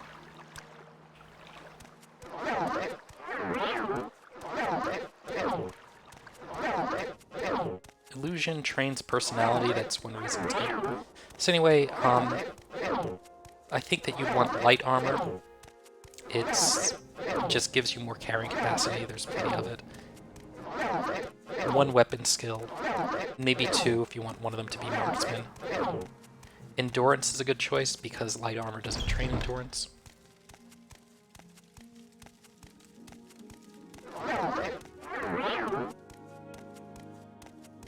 Alchemy is fun, take that. Take one or two skills of magic, but not destruction and not conjuration.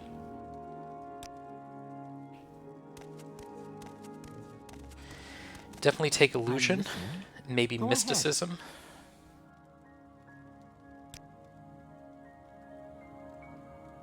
Okay. Wisdom, fortify intelligence.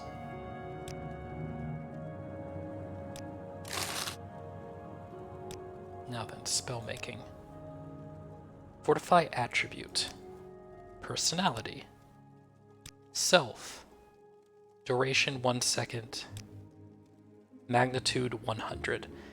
This is what we're going to make as soon as I can get enough money for it, which I need 70 of. So I need to get 50 monies.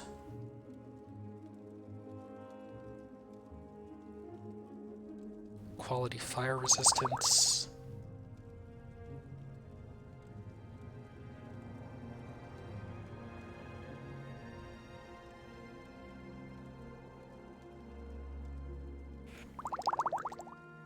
Thanks, Achira.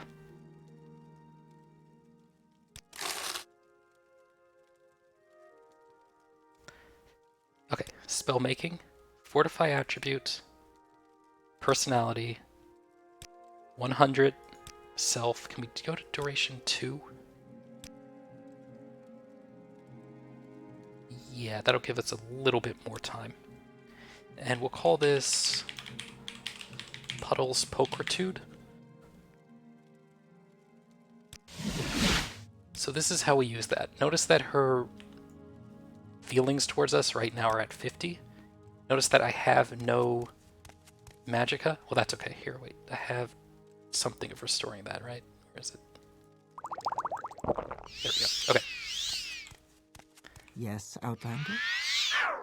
Failure. Nope. Drink a little more. At least I'm still clearing bag space. Okay, now it works. Reputation, like feelings towards us, 100. So this is how we're going to get around most of the personality and speechcraft checks in the game. It's another reason wizards are broken. Including that guy who doesn't like us.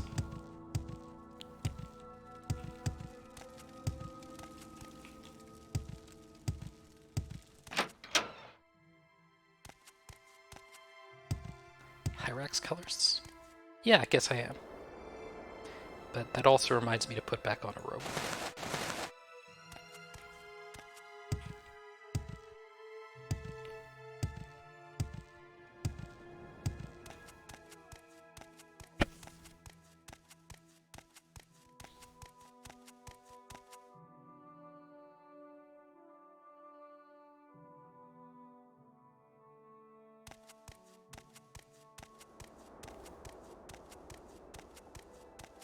Another useful spell to make is something of Fortify Speed, just to keep yourself going for when you're running around in the world. Good way to train Restoration as well.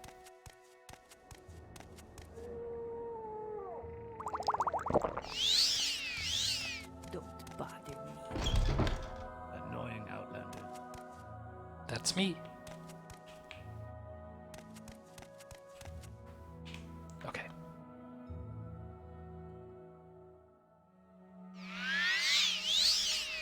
Hey! I don't believe I've seen Argonian with such a grand outfit in some time.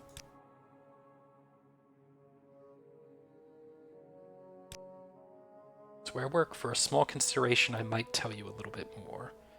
No kidding.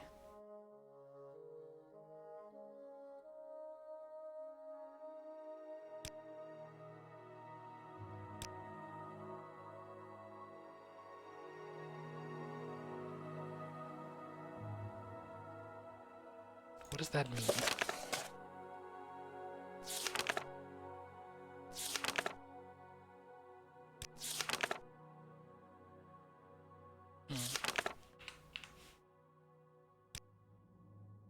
I mean, I know it means to bribe him, but I'm not sure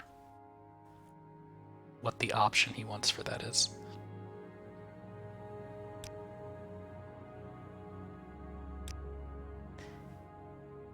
It's where the Thieves Guild scum hangs out. I mean, I could just give him 10 gold, but that's just... It's not what you offer, but how you offer. Yeah, I mean, granted.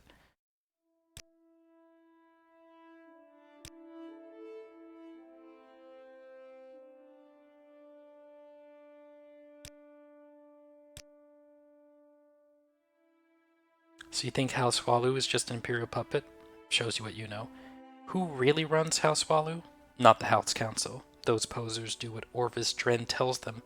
Orvis Dren is the Kamanatong kingpin, and one day, when the time is right, Orvis Dren, the Kamanatong, and all right-thinking Dunmer will rise up, murder you Outlanders in your bed, and restore Morrowind to its ancient glory. He's the brother of Duke Vedum Dren, an important businessman, brave and loyal to his people and our rightful homeland. So, this is as good a time as any to point out what's going on with the structure of power in Morrowind, and I wish I could illustrate this with a diagram, but there's the Empire, which has the Imperial Legion, which is the biggest stick around, that has Morrowind as essentially a colony, and they have an agreement with House Walu. And House Walu seems to be progressive, and it seems to be kind of cosmopolitan, and all of that, but its leader is basically Orvis Dren, who runs it because he has all the money. The Duke of Morrowind, who is supposedly the highest imperial agent in this, is his brother and probably does what he says. And you can imagine this is oh good, he's working for the, freedom of his people. But Orvis Dren is also the richest plantation owner in Morrowind and has the most slaves in Morrowind. So, it doesn't really have a totally progressive aspect to it either, which is why you can't really be that sympathetic with this guys, which, depending upon how political you want to get, is also the criticism of the American Revolution, right? George Washington was the richest man in the colonies and he had a ton of slaves.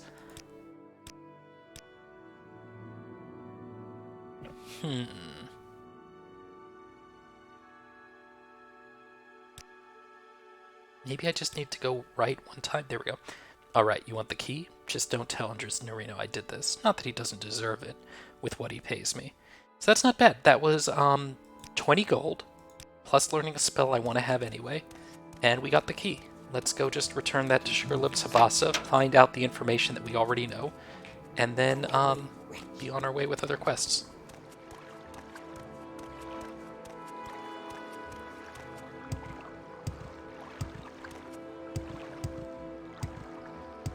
We'll go by Dren's plantation at some point. Been at this almost 2 hours. We're going to go about 1 hour more. Hail! From where do you hail? Yeah, I got the manor key. Yes, Habasi likes this very much. Habasi pays you well for this key. 500 gold. No one questions your loyalty, but you must practice your skills to become Drinks-From-Puddles, the footpad. Or jobs. Rezid, no good friend of Habasi, stole Dwemer artifacts from the guild. Go to Fat Leg's drop-off in Halold. If Rezid won't give you the Dwemer artifacts, find them and return them to Habasi. You must bring Habasi a dwarven goblet, a dwarven bowl, and a Dwemer tube.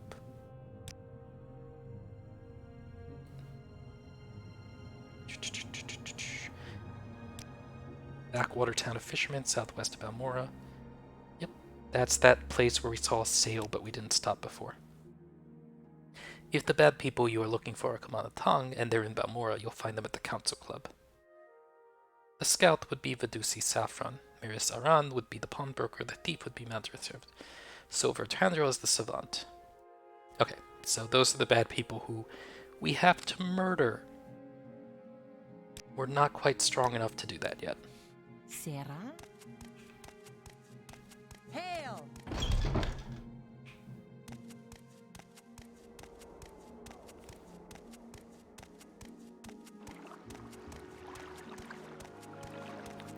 Going to the Fighters Guild to do the thing that I'm supposed to do.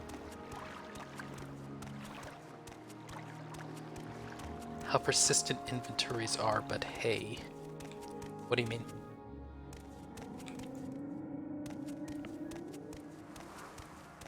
You might get your 20 bucks back from Silver's pockets, that's true. I mean, the other way to do this quest is just basically kill the bad people at the same time that you do the rest of it. Hey. Ah, I haven't been in here yet. Hello, Revere. You want to buy Revere's famous Daedric weapons. What? Do you say these are not Daedric weapons? No, you are right. But Revere is no liar. When you wish it, Revere's fiend, demon, and devil weapons will be as sharp as fine Daedric and as light as a niche air sac. The magic lasts a short time, but long enough to punch through the toughest armor. Revere buys them direct from the Tovani. So what he sells are these spells, are these weapons that have bound spear cast on themselves, which is pretty good, actually, early on in the game, if you can afford one of these. But honestly, I think that the value of some of these might be a little bit too much. So this is weird, right? This is 3,000. This is 9,000. This is 125, and this is 165. So don't buy the katanas and tantos, I guess, because that's a weird price. Flesh of good like our 10-7 wounds compared to. It always ends up being arguably the lesser evil.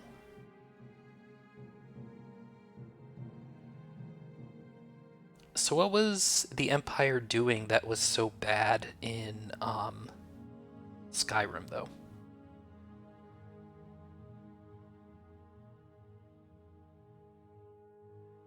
Because I do want to draw a distinction here. Mostly I have Restore Fatigue potions. I should really drink those.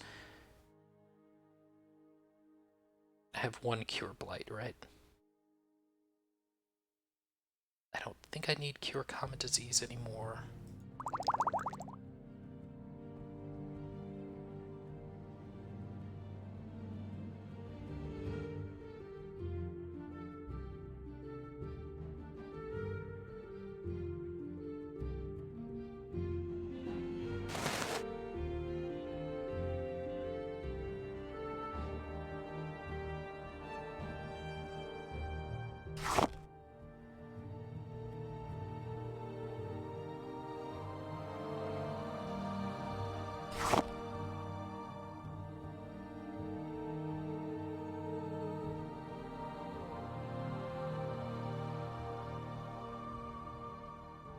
Okay, I think that's gonna have to do.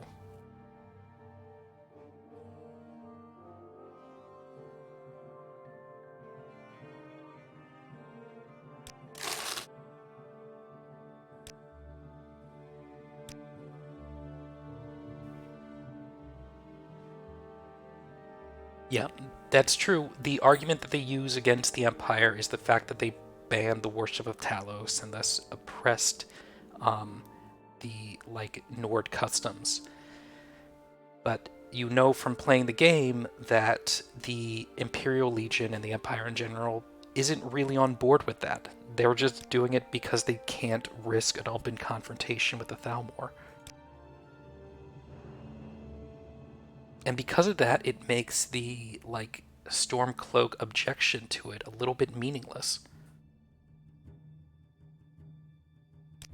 I think the better argument against the Legion in Skyrim is the fact that the Redguards and Daggerfall were able to resist the Thalmor just fine on their own.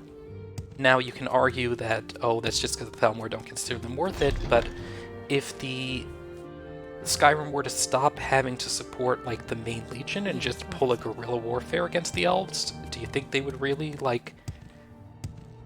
go all in to conquer this little frozen hellhole?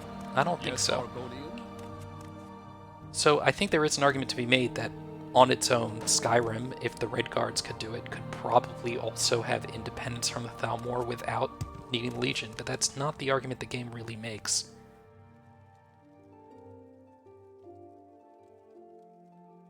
I'm gonna try to do something.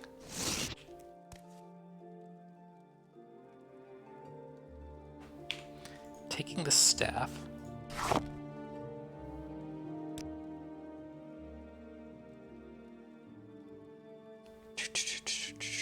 paralyze target.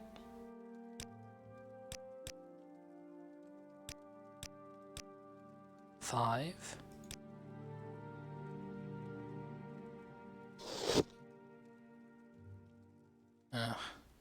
Okay. Do you really only have value 5?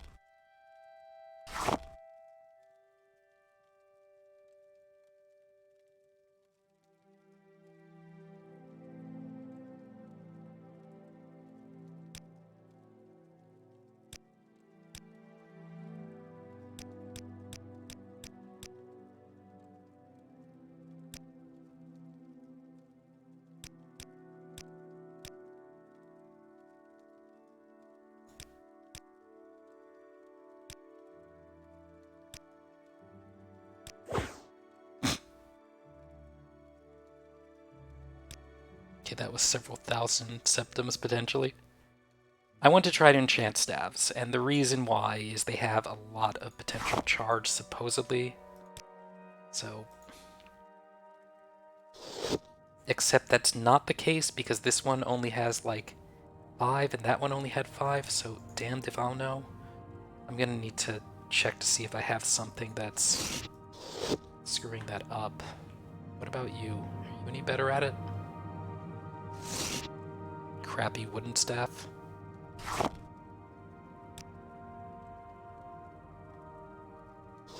Seven. I mean, 7 is something. This, however, is worth 60,000 monies, so we're not going to waste it like that. I'll be back to enchanting at some point so I can be a real wizard. Finishing this stuff, like, yeah, it's, so they managed to single-handedly fight the Thalmor back. It cost them, but they did what the Empire almost did but failed in the end because the Emperor had faulty intel. The Emperor also had a lot of territory to cover. Older septums and also officially banned Talos worship. Likes to do things his own way. Yeah, but the thing about it is, you compare those complaints to what you see in Morrowind, where you get off the beach, you get off the boat, and you immediately come to a town where the guards are literally shaking people down. You then find out things like only the Empire is allowed to trade in particular items, like ebony, right? So there's these natural resources in Vanderfall that the Empire is using its soldiers to make sure that you can pull, that only they can pull them out of the ground, and only they can sell them. Like the Imperial Trading Company, right? Like, it's literally named like the East India Company, like the organization that exploited India for generations, is pulling the wealth out of Morrowind to line the pockets of like merchants from the Empire. And if you want to get in on that, you need to belong to House Swallow and do the other things they say. So you see the way that the Empire is actually exploiting this country and province in a way that you don't in Skyrim. Because in Skyrim, it's all about the damn war and the Thalmor and so forth. Yeah, the Mixed Tax Collector was an asshole, though. Yes? I will do it eventually. I didn't do it because people kept killing me with spears because I tried to open a door.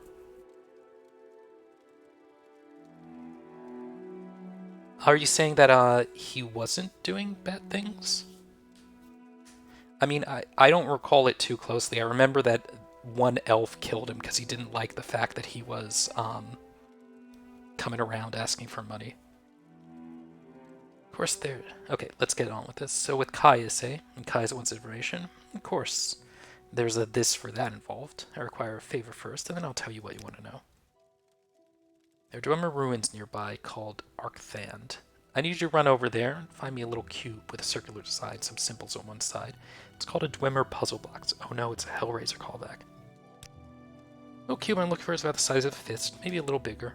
It will be made of a coppery metal with a circular design, symbols on one side, and some line marks on the other sides. That's all I want, that little cube. Won't tell me about the sixth house, won't tell me about that. I won't bore you blathering about history, that's what Caius is for, but if you're really interested, try on Morrowind, the Imperial Province. I should have an extra copy you can have. When an adventurer like you really needs the sense of current events, who hates who, what trouble brewing, that's where opportunity lies for an outlander like you. The great houses hate each other. Theft, murder, assassination, secret raids, standard stuff. Temple is trying to kill off a rebellious faction called the Dissident Priests. Ashlander nomads raid each other, attack traders and pilgrims. A secret cult is killing off Imperial citizens, all bad enough. The real problem, though, is the blight, monsters, and diseases. The natives say it comes from Red Mountain. It's been a local problem for years, but lately it's gotten badly out of control. Old Dwemer ruins are extensive on the surface and underground. Head south, so we know where this is. Foida means fire river in the native Ashlander language. The deep ash dark ravines which run down from Red Mountain volcanoes are called the Foida. Lava from Red Mountain is very fluid and it runs almost like water, and during an eruption, fire rivers run down the mountain, clearing the ravines of vegetation. Because they have good footing or clear brush and run long distances, the natives use them like roads. The disappearance of the dwarves predates imperial written records. Dunmore oral accounts record that the Dwemer were utterly destroyed by the gods for profane practices and impiety. Dwarven ruins are scattered across Tamriel, and weapons, armor, housewares, coins, and other items of Dwemer design are often found, but the circumstance surrounding the disappearance of the dwarves remains one of Tamriel's greatest mysteries. Morrowind history. Caius says he's fed up with heroes. The Empire keeps sending them out here to the provinces to civilize things. The fools don't seem to realize that their destinies are being created by historical processes, and they're too ignorant and impatient to understand it. So Caius sends you to me, hoping you'll be different. Poor Caius. So many disappointments. So maybe you'll read on Morrowind, the Imperial Province, and learn something about current events? That's what I recommend.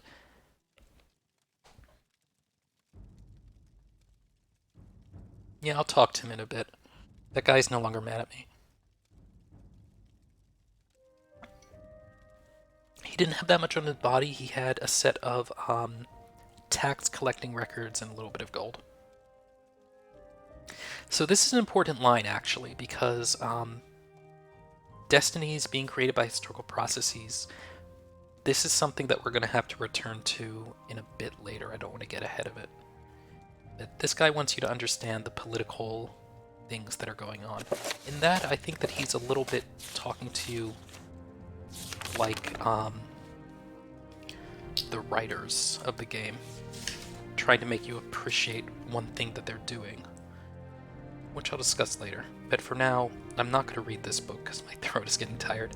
We're just going to write down, make a note to read this next time.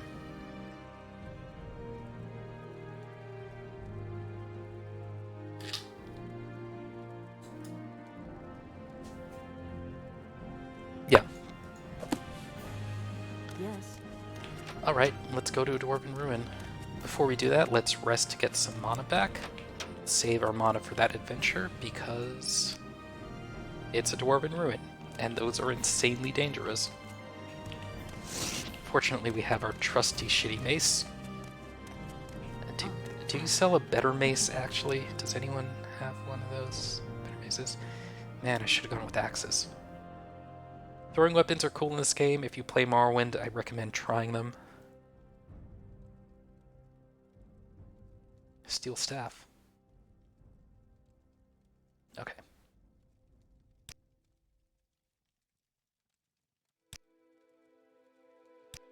Can't afford to get involved, but Thieves Guild has an interest, and maybe they'll be willing to stick their necks out. So, where are you from? Thieves Guild and the Kamana Tong don't like each other, remember that.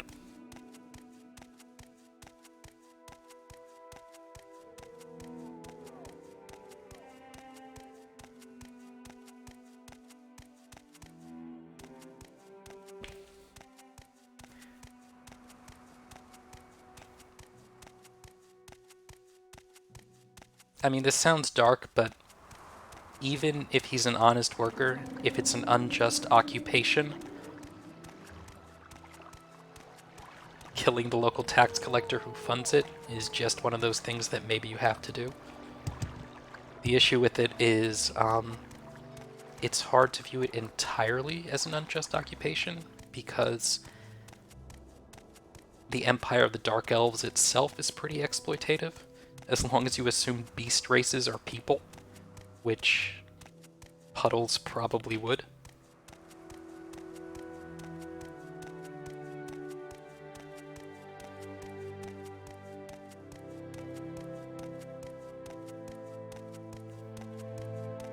But yeah, we'll complete the tax collector thing in a bit.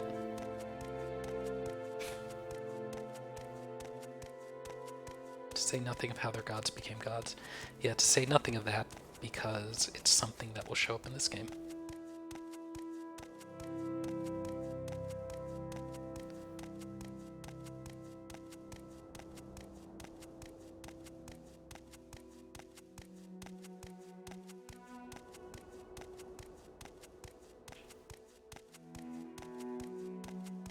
Alright, one moment here.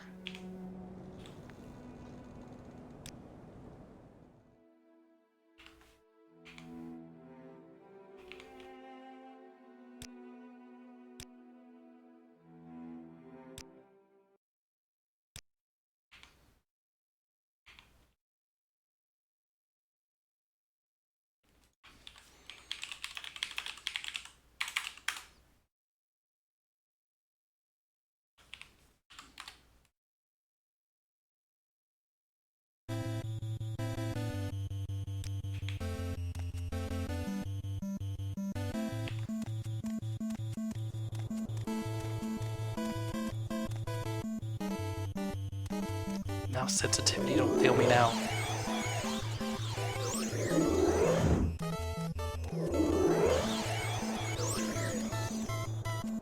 Okay.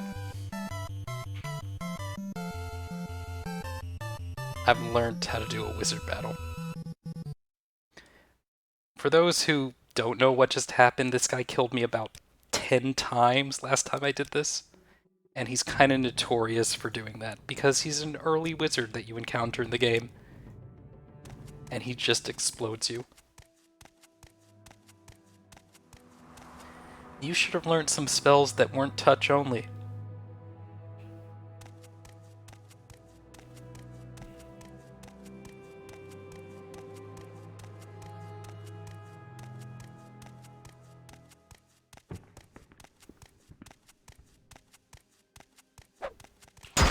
Oh. No, I was wrong. This is the actual battle.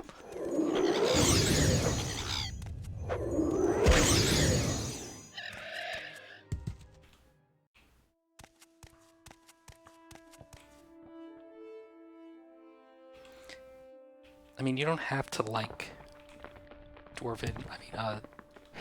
Dunmer culture. There's a lot of things about it that are kind of gross. But it's theirs, and they live here. And there are enemies nearby. Alright, so this is the first time in a Elder Scrolls game I think you would have encountered Dwarven ruins in this particular aesthetic. This aesthetic was not something that shows up in Oblivion as far as I remember. It shows up a lot in Skyrim. Hello, there's a person here.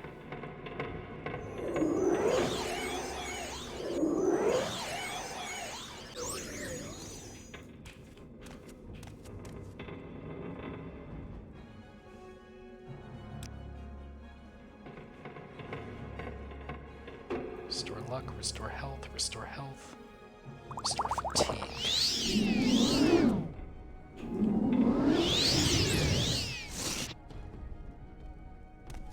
Alright, buddy.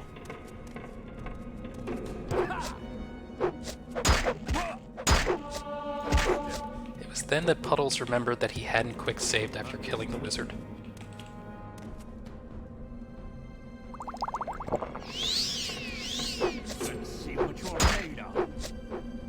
All you're doing is clearing my inventory of heavy potion weight, so I can carry more of your loot.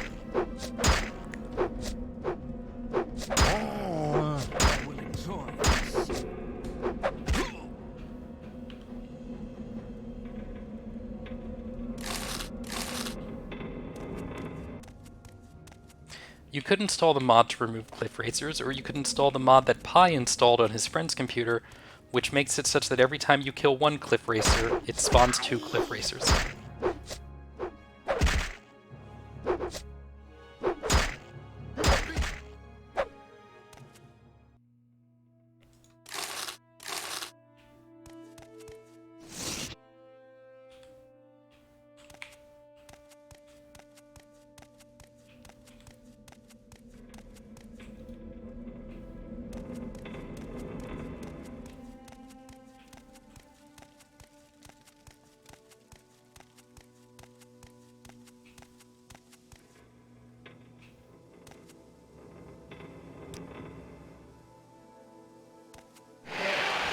Bell Hall.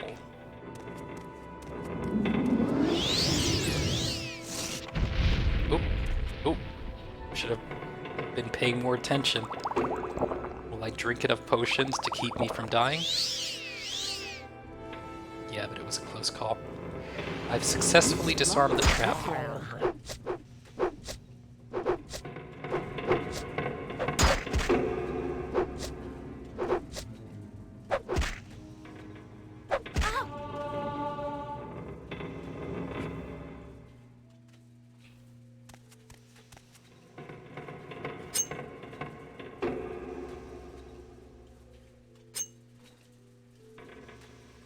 Dwemer coin? I wonder if you can pick up Dwemer artifacts here to get the things that Sugar Lips wants without having to pursue the other thing.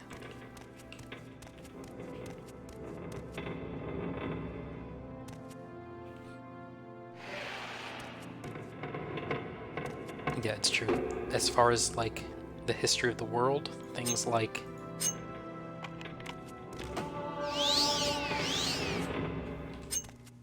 where did the world come from? What's the cosmology of that? It's all from this game. I will bathe in your blood. You will die where you stand.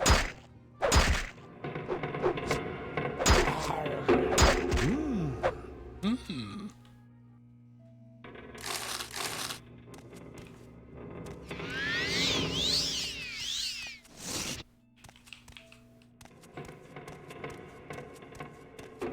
When this thing disappears, we're going to try to kill the next thing with a spear. Hey, you. Taste that. So our fatigue's a little bit low. There we go. Iron Tanto. The Japanese named weapons tend to sell for quite a bit.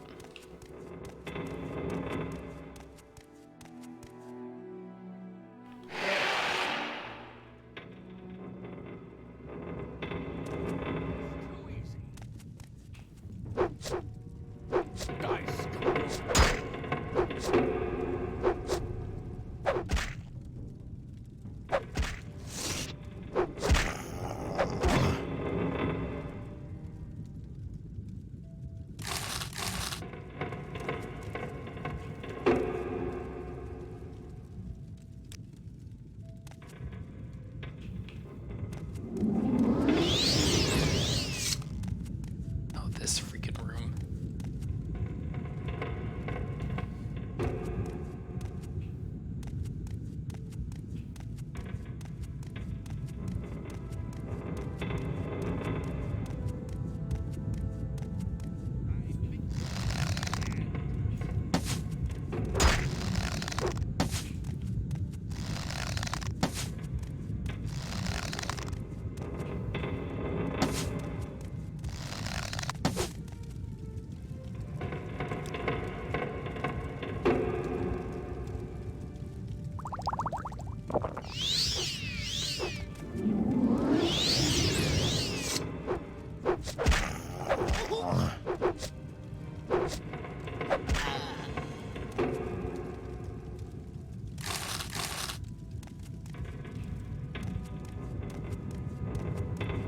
King of Dragon Pass.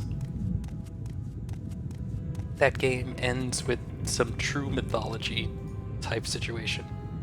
Go out and fuck the mountain.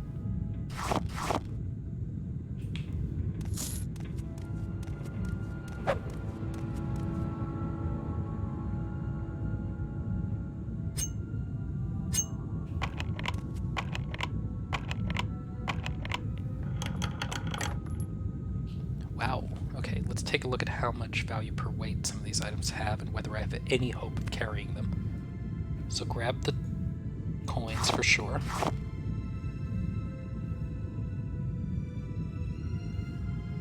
The war axe would be neat.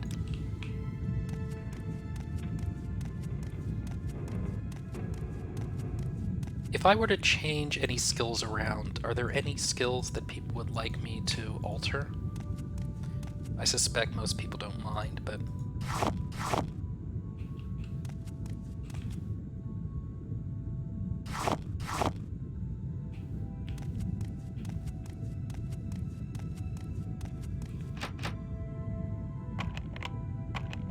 interesting lock level listed at 32.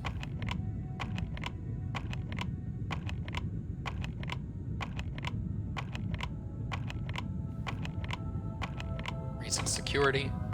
One of these days. Anytime now.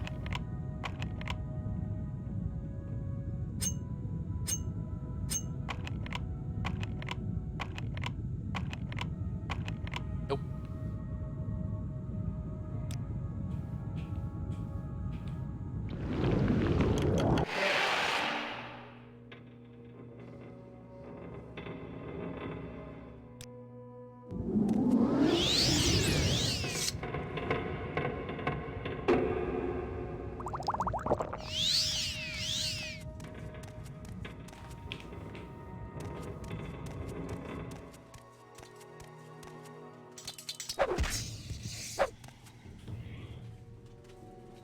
Scrap metal.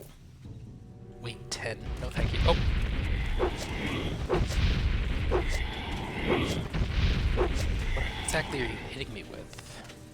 Okay, you're draining luck and willpower.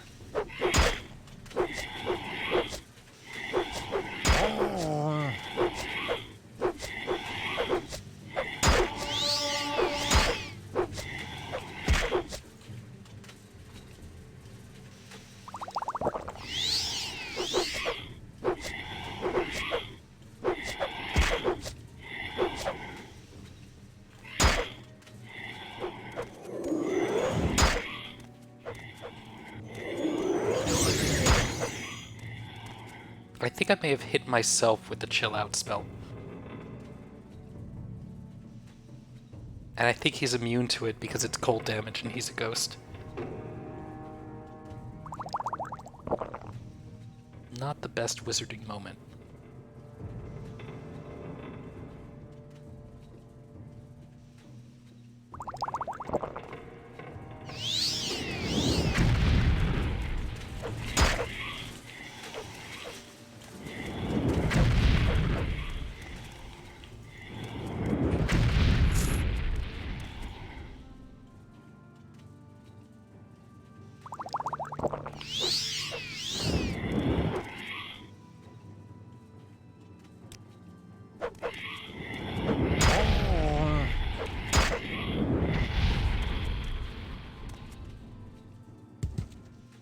Dormant Spectre.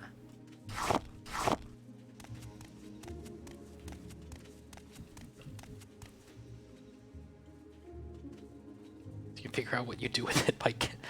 You know what? That's a good idea. What does this do? Crunch.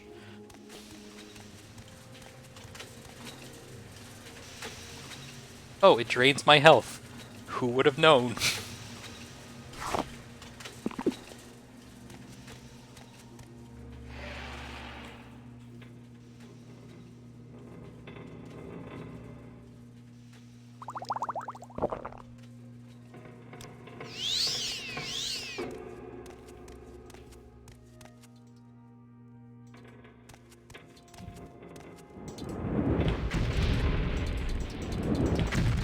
I may have made this spell too big.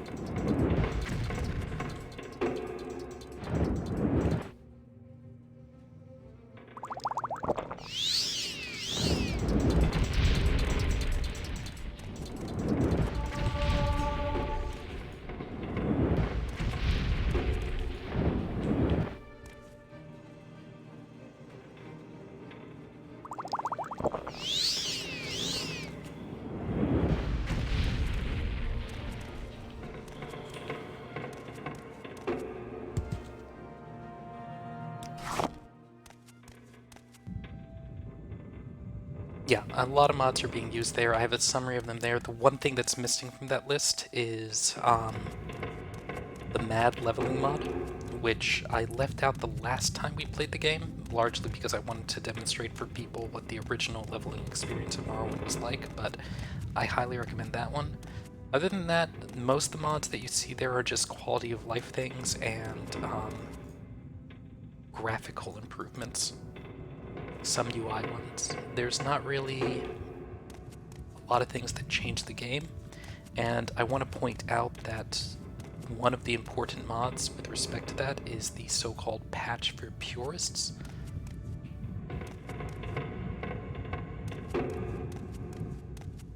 You see, there's something called the Morrowind code patch that solves a bunch of issues in the game, and it does. But it also makes a lot of choices for rebalancing the like.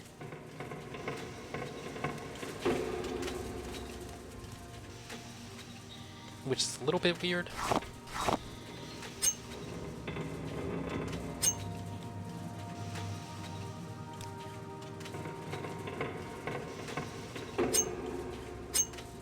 This is gonna be noisy. And if you're like me, you really don't want to change the game except for things that are broken. And sadly, the Morrowind code patch does a lot more. It has a lot of opinions. Fortunately, I kind of like these shoulder pads.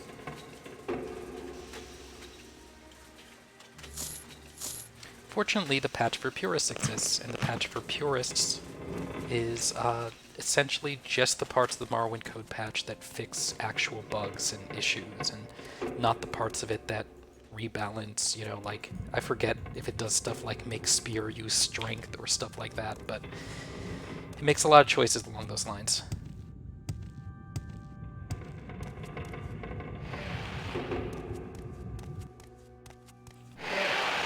But yeah, my little mod list there is probably pretty useful if you're thinking about a playthrough of this game and you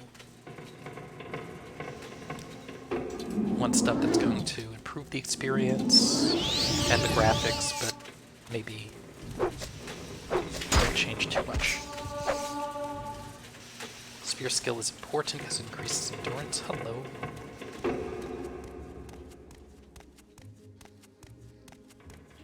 This is a pretty extensive dungeon for Babby's first Dwarven Ruins expedition.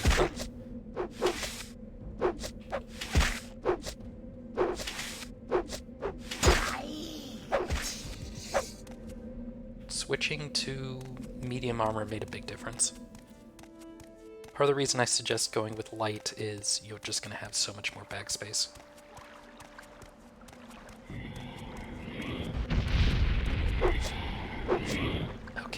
Okay. Let's think about this.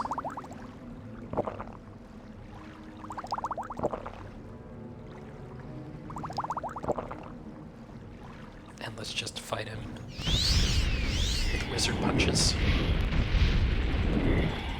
There's a spider moving in from the east. Two spiders.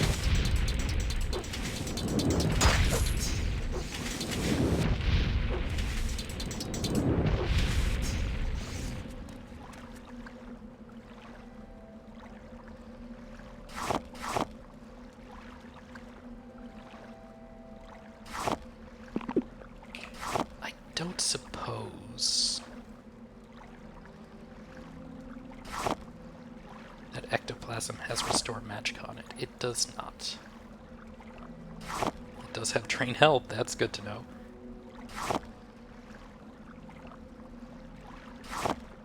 Fortify agility. Anything else I have that's fortify agility? Drain health. You don't have poisons in this game, so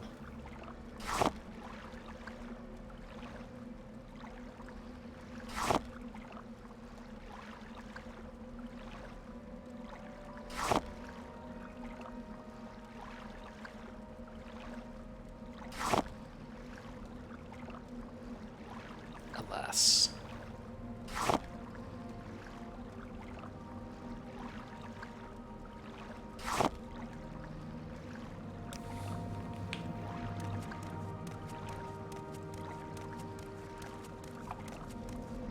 Hey, thank you, Jude the Khajiit. I made this voice myself.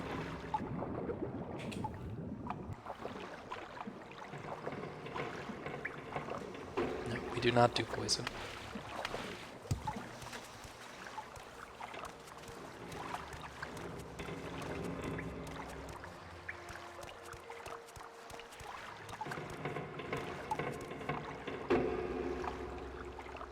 have a levitate spell?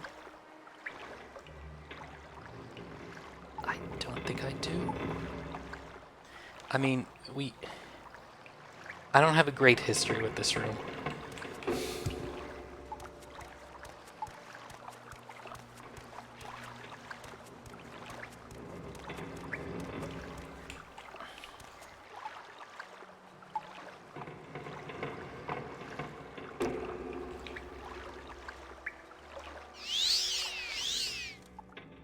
It doesn't have a ceiling.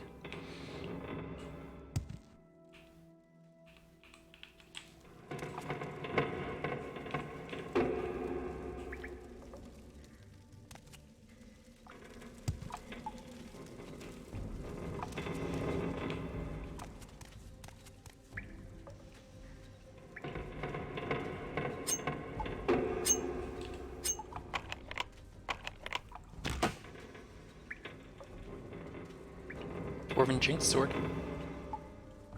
Paralyzed for 10 seconds. That's actually pretty good.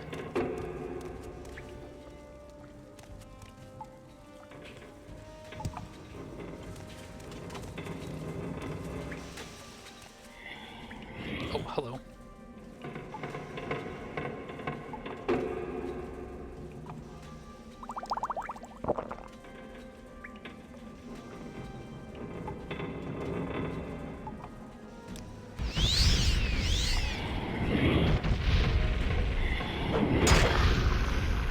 Nope, don't have a great history with this room. I'm gonna come back here when I know how to levitate. Yeah, the scroll that kills us.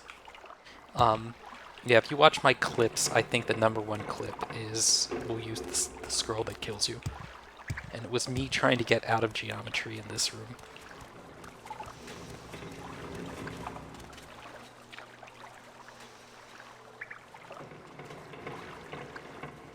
These have levitate and racer plumes have levitate, but I don't have any racer plumes.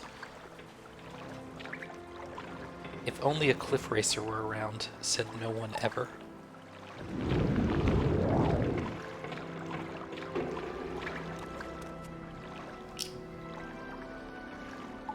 Retrieve Dwarven treasure.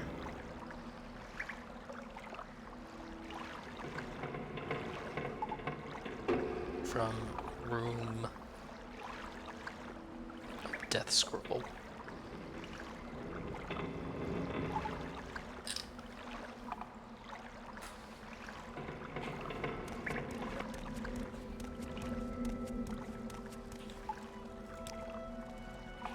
Does he specialize in frost magic or something? That's why you call him Snowy?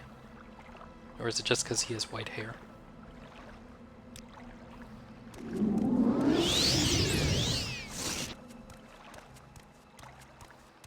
Oh, it's his name? Okay. Snow Granius. Got it. Some stuff up there too, potentially. Why would you make your wizard the guy watching your entrance? I mean, I guess it saves everyone else trouble.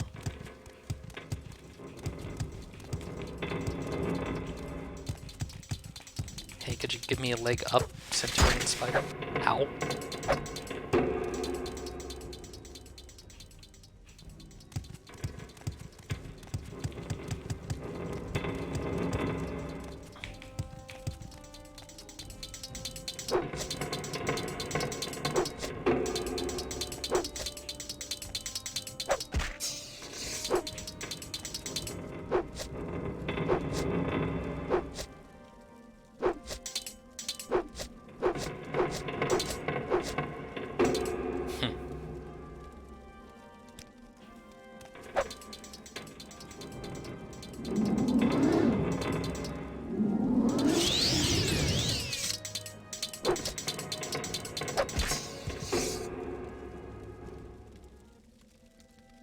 Hey, a Dwarven Spear. So last time we played, this was actually pretty useful item, and I think it was what we used as our main weapon for quite a bit of time.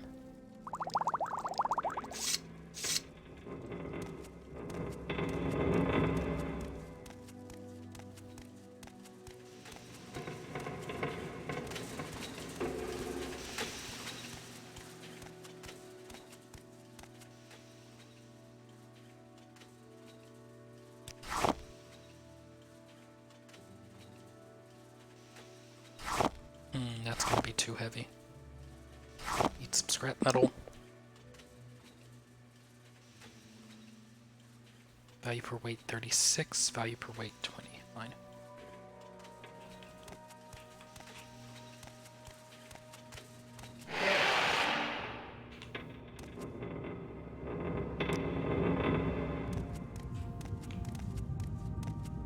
Trapped.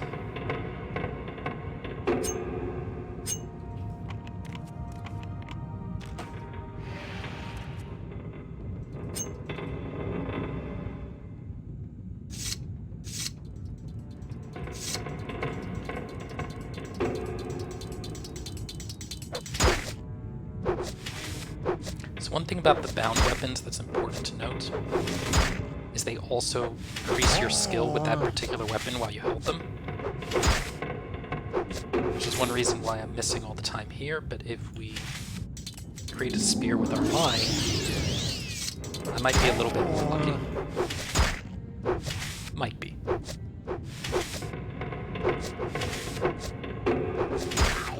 If you're starting out in Morrowind, one of the most important things to do is get a weapon skill to 60. Get it to 60. Get one weapon skill to 60. You can actually hit things then.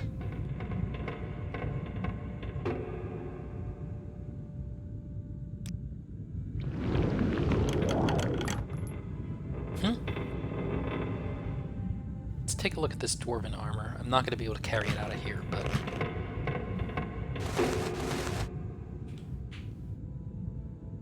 I actually think that looks pretty good for Morrowind stuff. I mean, yeah, the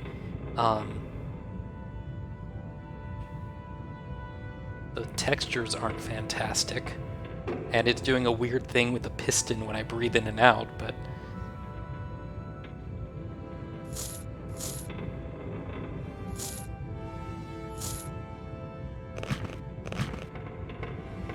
Bone mold is definitely better though, don't you think? I do, at least.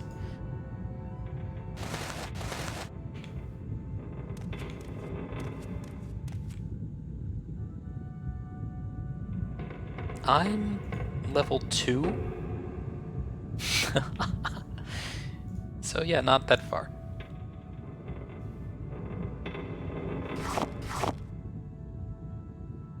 Almost level 3. One more point.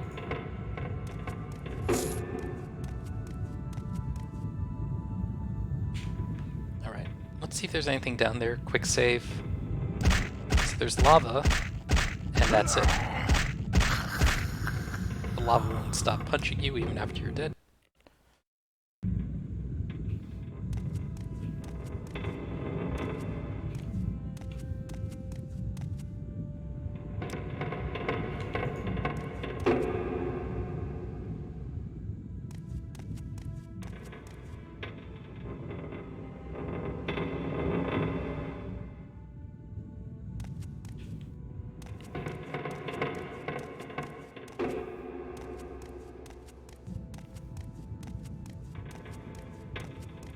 Yeah, power not leveling to maximize stat gain is kind of how you have to play the game if you don't install the leveling mod. I mean, you don't have to. And for certain builds, you won't get punished that much by not doing it.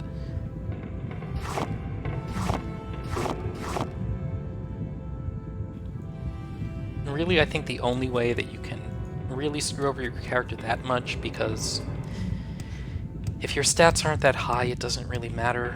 The only way that you could really kind of do something you regret would be if you didn't raise endurance very much early on and ended up having a character who had too few hit points to really feel sturdy. Getting to the second level of here is another reason that we would like to have levitate.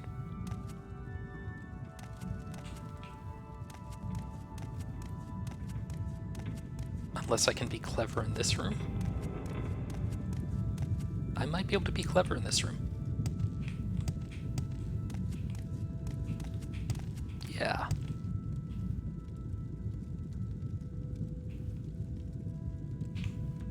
Do I have anything to fortify speed? Let's drop this because it's weighing us down. So your speed in Morrowind's partially based upon how much you're carrying, so I don't think this is going to go well for us.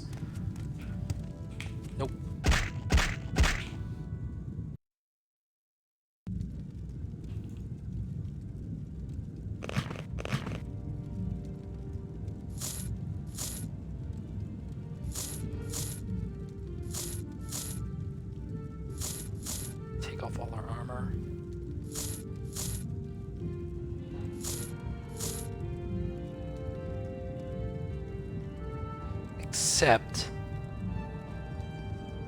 for my bone mode bracer, which I've made to give me 50 points of feather, which is not enough.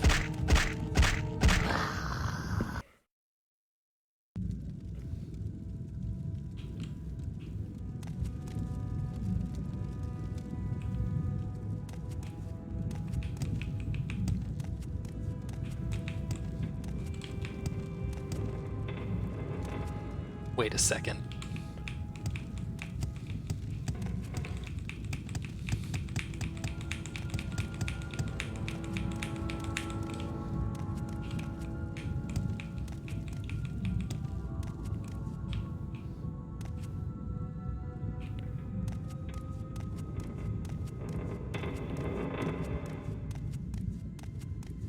Oh. Oh, okay, that man has a very large axe. Let's see here. He sounds Nordish. I don't know if that's a word, so let's kill him with, fireballs. Ow. Ow. Oh god.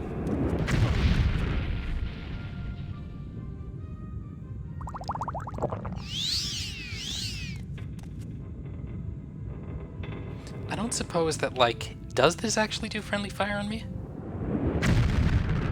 Guess not. Okay.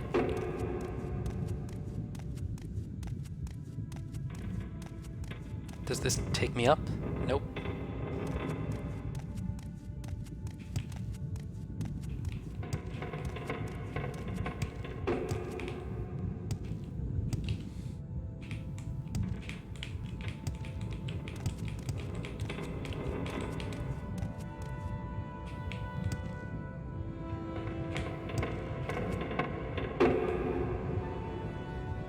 There's a telescope. I cannot interact with it. Nope. Anything else here? I guess not. Let's try just going around that circle for a moment, just to confirm.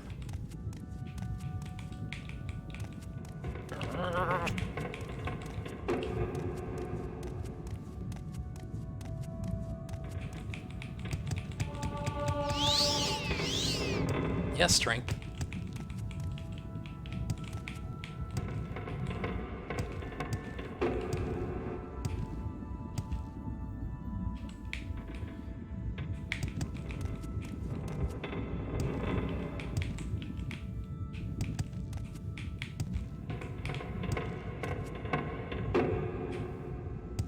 There's a Dwemer artifact right there.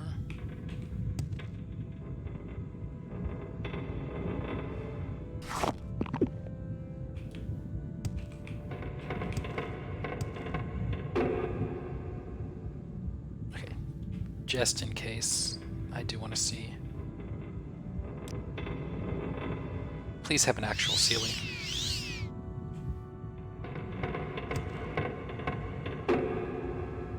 So there's a Dwemer tube and a courier. The tube could be used for that one quest, potentially. Yeah, okay, nothing. But we see that the Dwemer were into mapping the stars.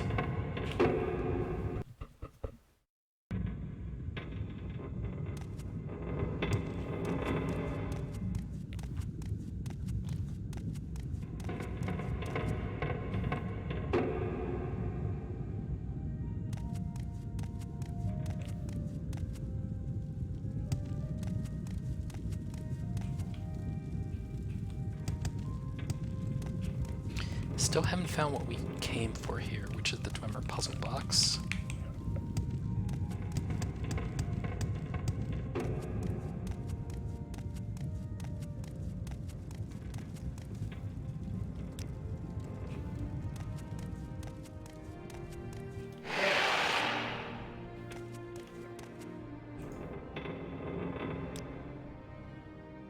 Hall of Centrifuge sounds promising. Especially with that ominous corridor leading to it. If this were Skyrim, I'd have to stick a claw on the wall at the end of it.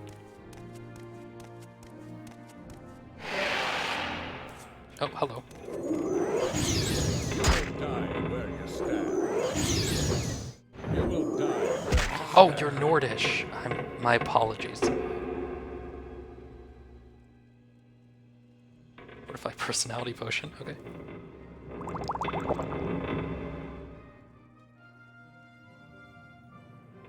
Nords, I think, are 100% resistant to frost damage in this game. You can, child. Not enough magicka. Hey, You will die I learned where something you by getting poked in the face.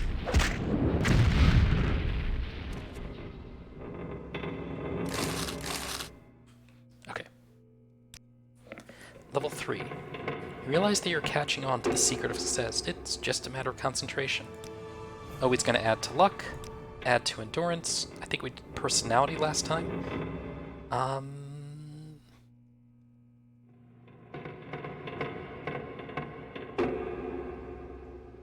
Ability to resist magic. So we can cheat with personality, so there's not much point in putting that anymore. Speed will go up, I think, regardless. I'm not that concerned about that. Strength is carrying capacity. Willpower, I think, affects how well all your spells do. Agility affects how well you hit in combat.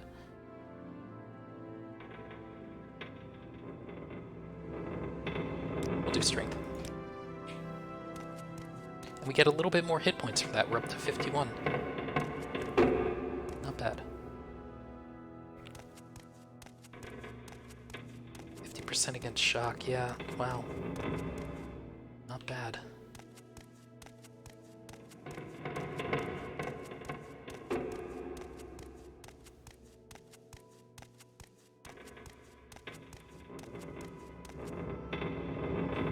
So I have been this way.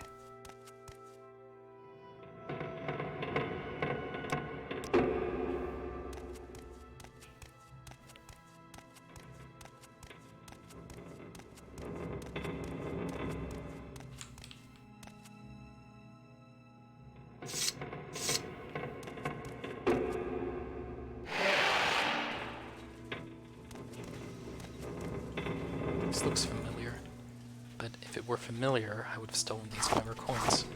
Oh, stolen, collected.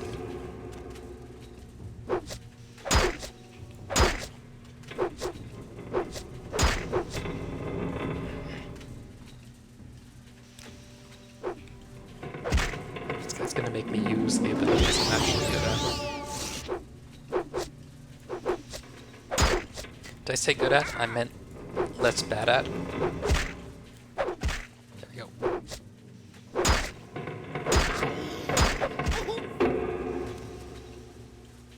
I like that shirt.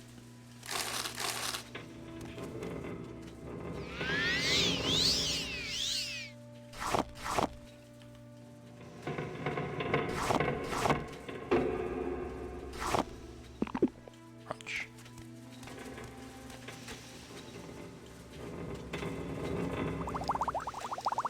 The danger of Sujama is you drink one and then you're strong enough to carry another 20 Sujamas.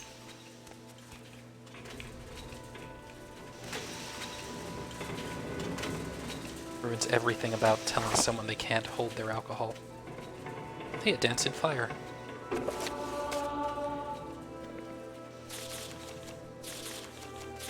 Yeah, I'm not reading 24 pages this level in. Looks interesting though.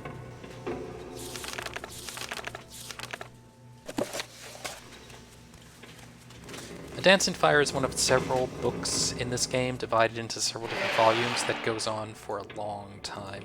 I think the biography of the Wolf Queen is another one like that.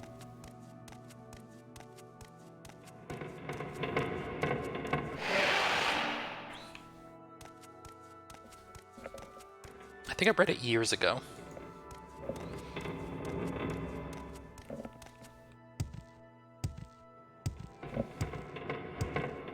I definitely read the one about the Black Marsh. I really like that one. Okay, I don't think this is the correct direction. Let's go back to the entrance and if I can figure out where that is. I think it's up here.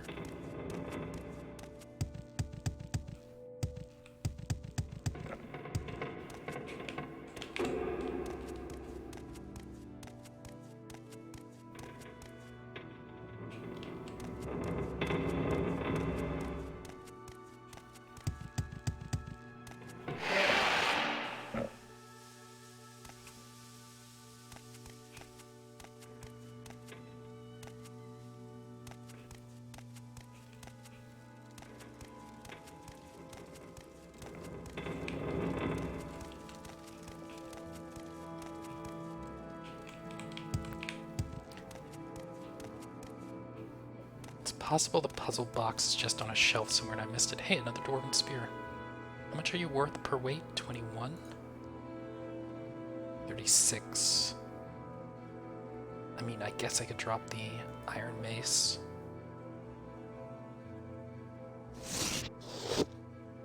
Replace it later.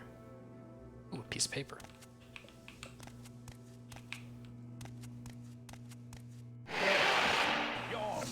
Oh.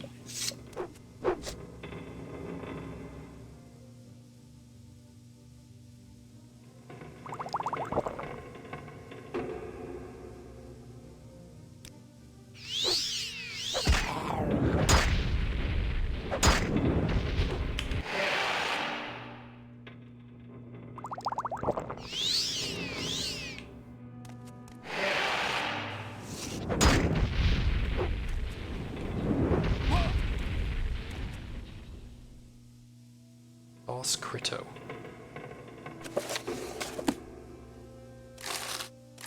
That's interesting. In addition to the, hey, chameleon. In addition to the key that you find elsewhere, there's also a scroll of unlocking on this guy, which is handy. And he gave us a levitation potion, so... And we're full up on crap. Goodbye, other spear. So we're gonna go back to that other room. There's the puzzle box. In the back, and use this levitation potion to open up that chest. So we don't need to come back here. And that'll be good.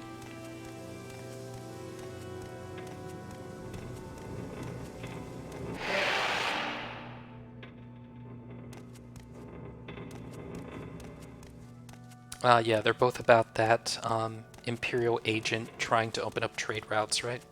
Is A Dance in Fire about Khajiit lands or something?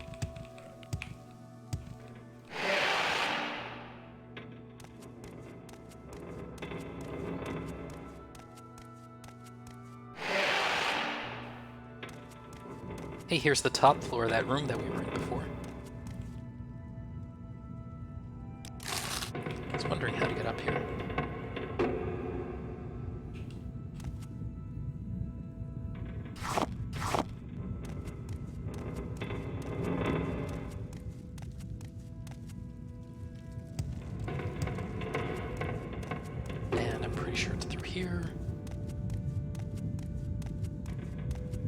Ah, yes, in the south section of Tamriel, tensions between the Wood Elves and the Khajiit.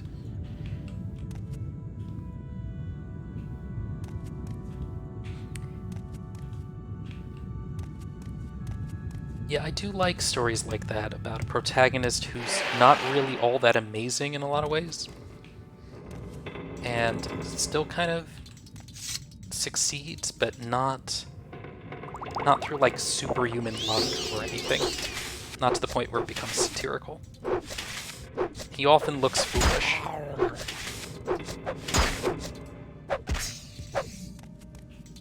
But he doesn't let it stop him.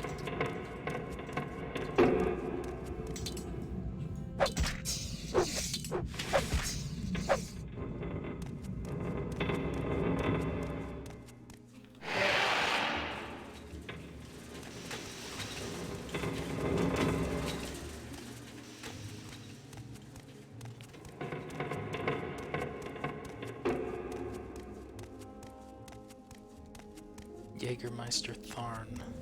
Oh. So we're talking about, like, during the time in which Arena takes place? And the Emperor has been captured and put in exile by Tharn? Yeah. Oh, that reminds me.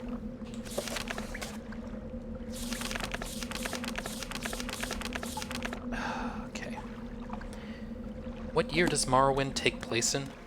Like, when does it start?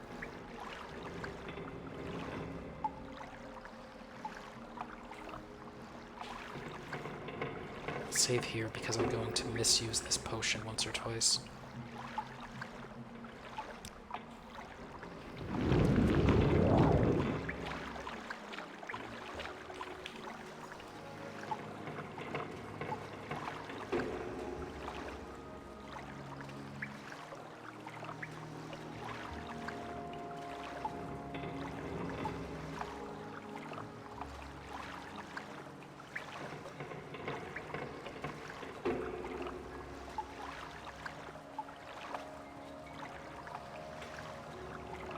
There it is, Rising Force. 30 seconds. Oof. Anything useful here?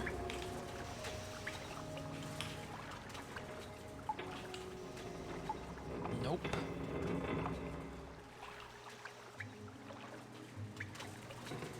$427. Okay. Is it really that? Okay. That means that Vanderfall's only been settled for about 13 years. Seems crazy, right?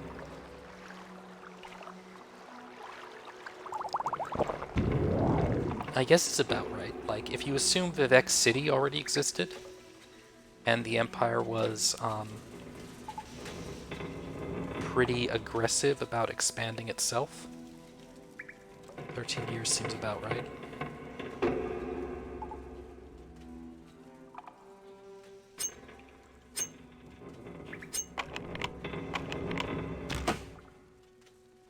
Okay, this time it did not spawn stuff that I wanted. So, at least the real treasure is the ghosts we killed along the way. Speaking of whom.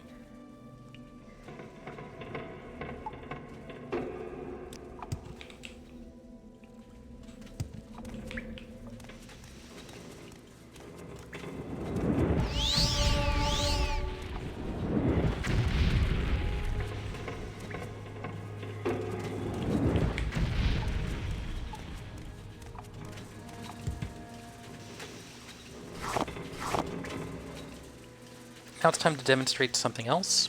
We're done here, I think. So I want to get out. One way to do that is with these intervention spells. We have a scroll of it.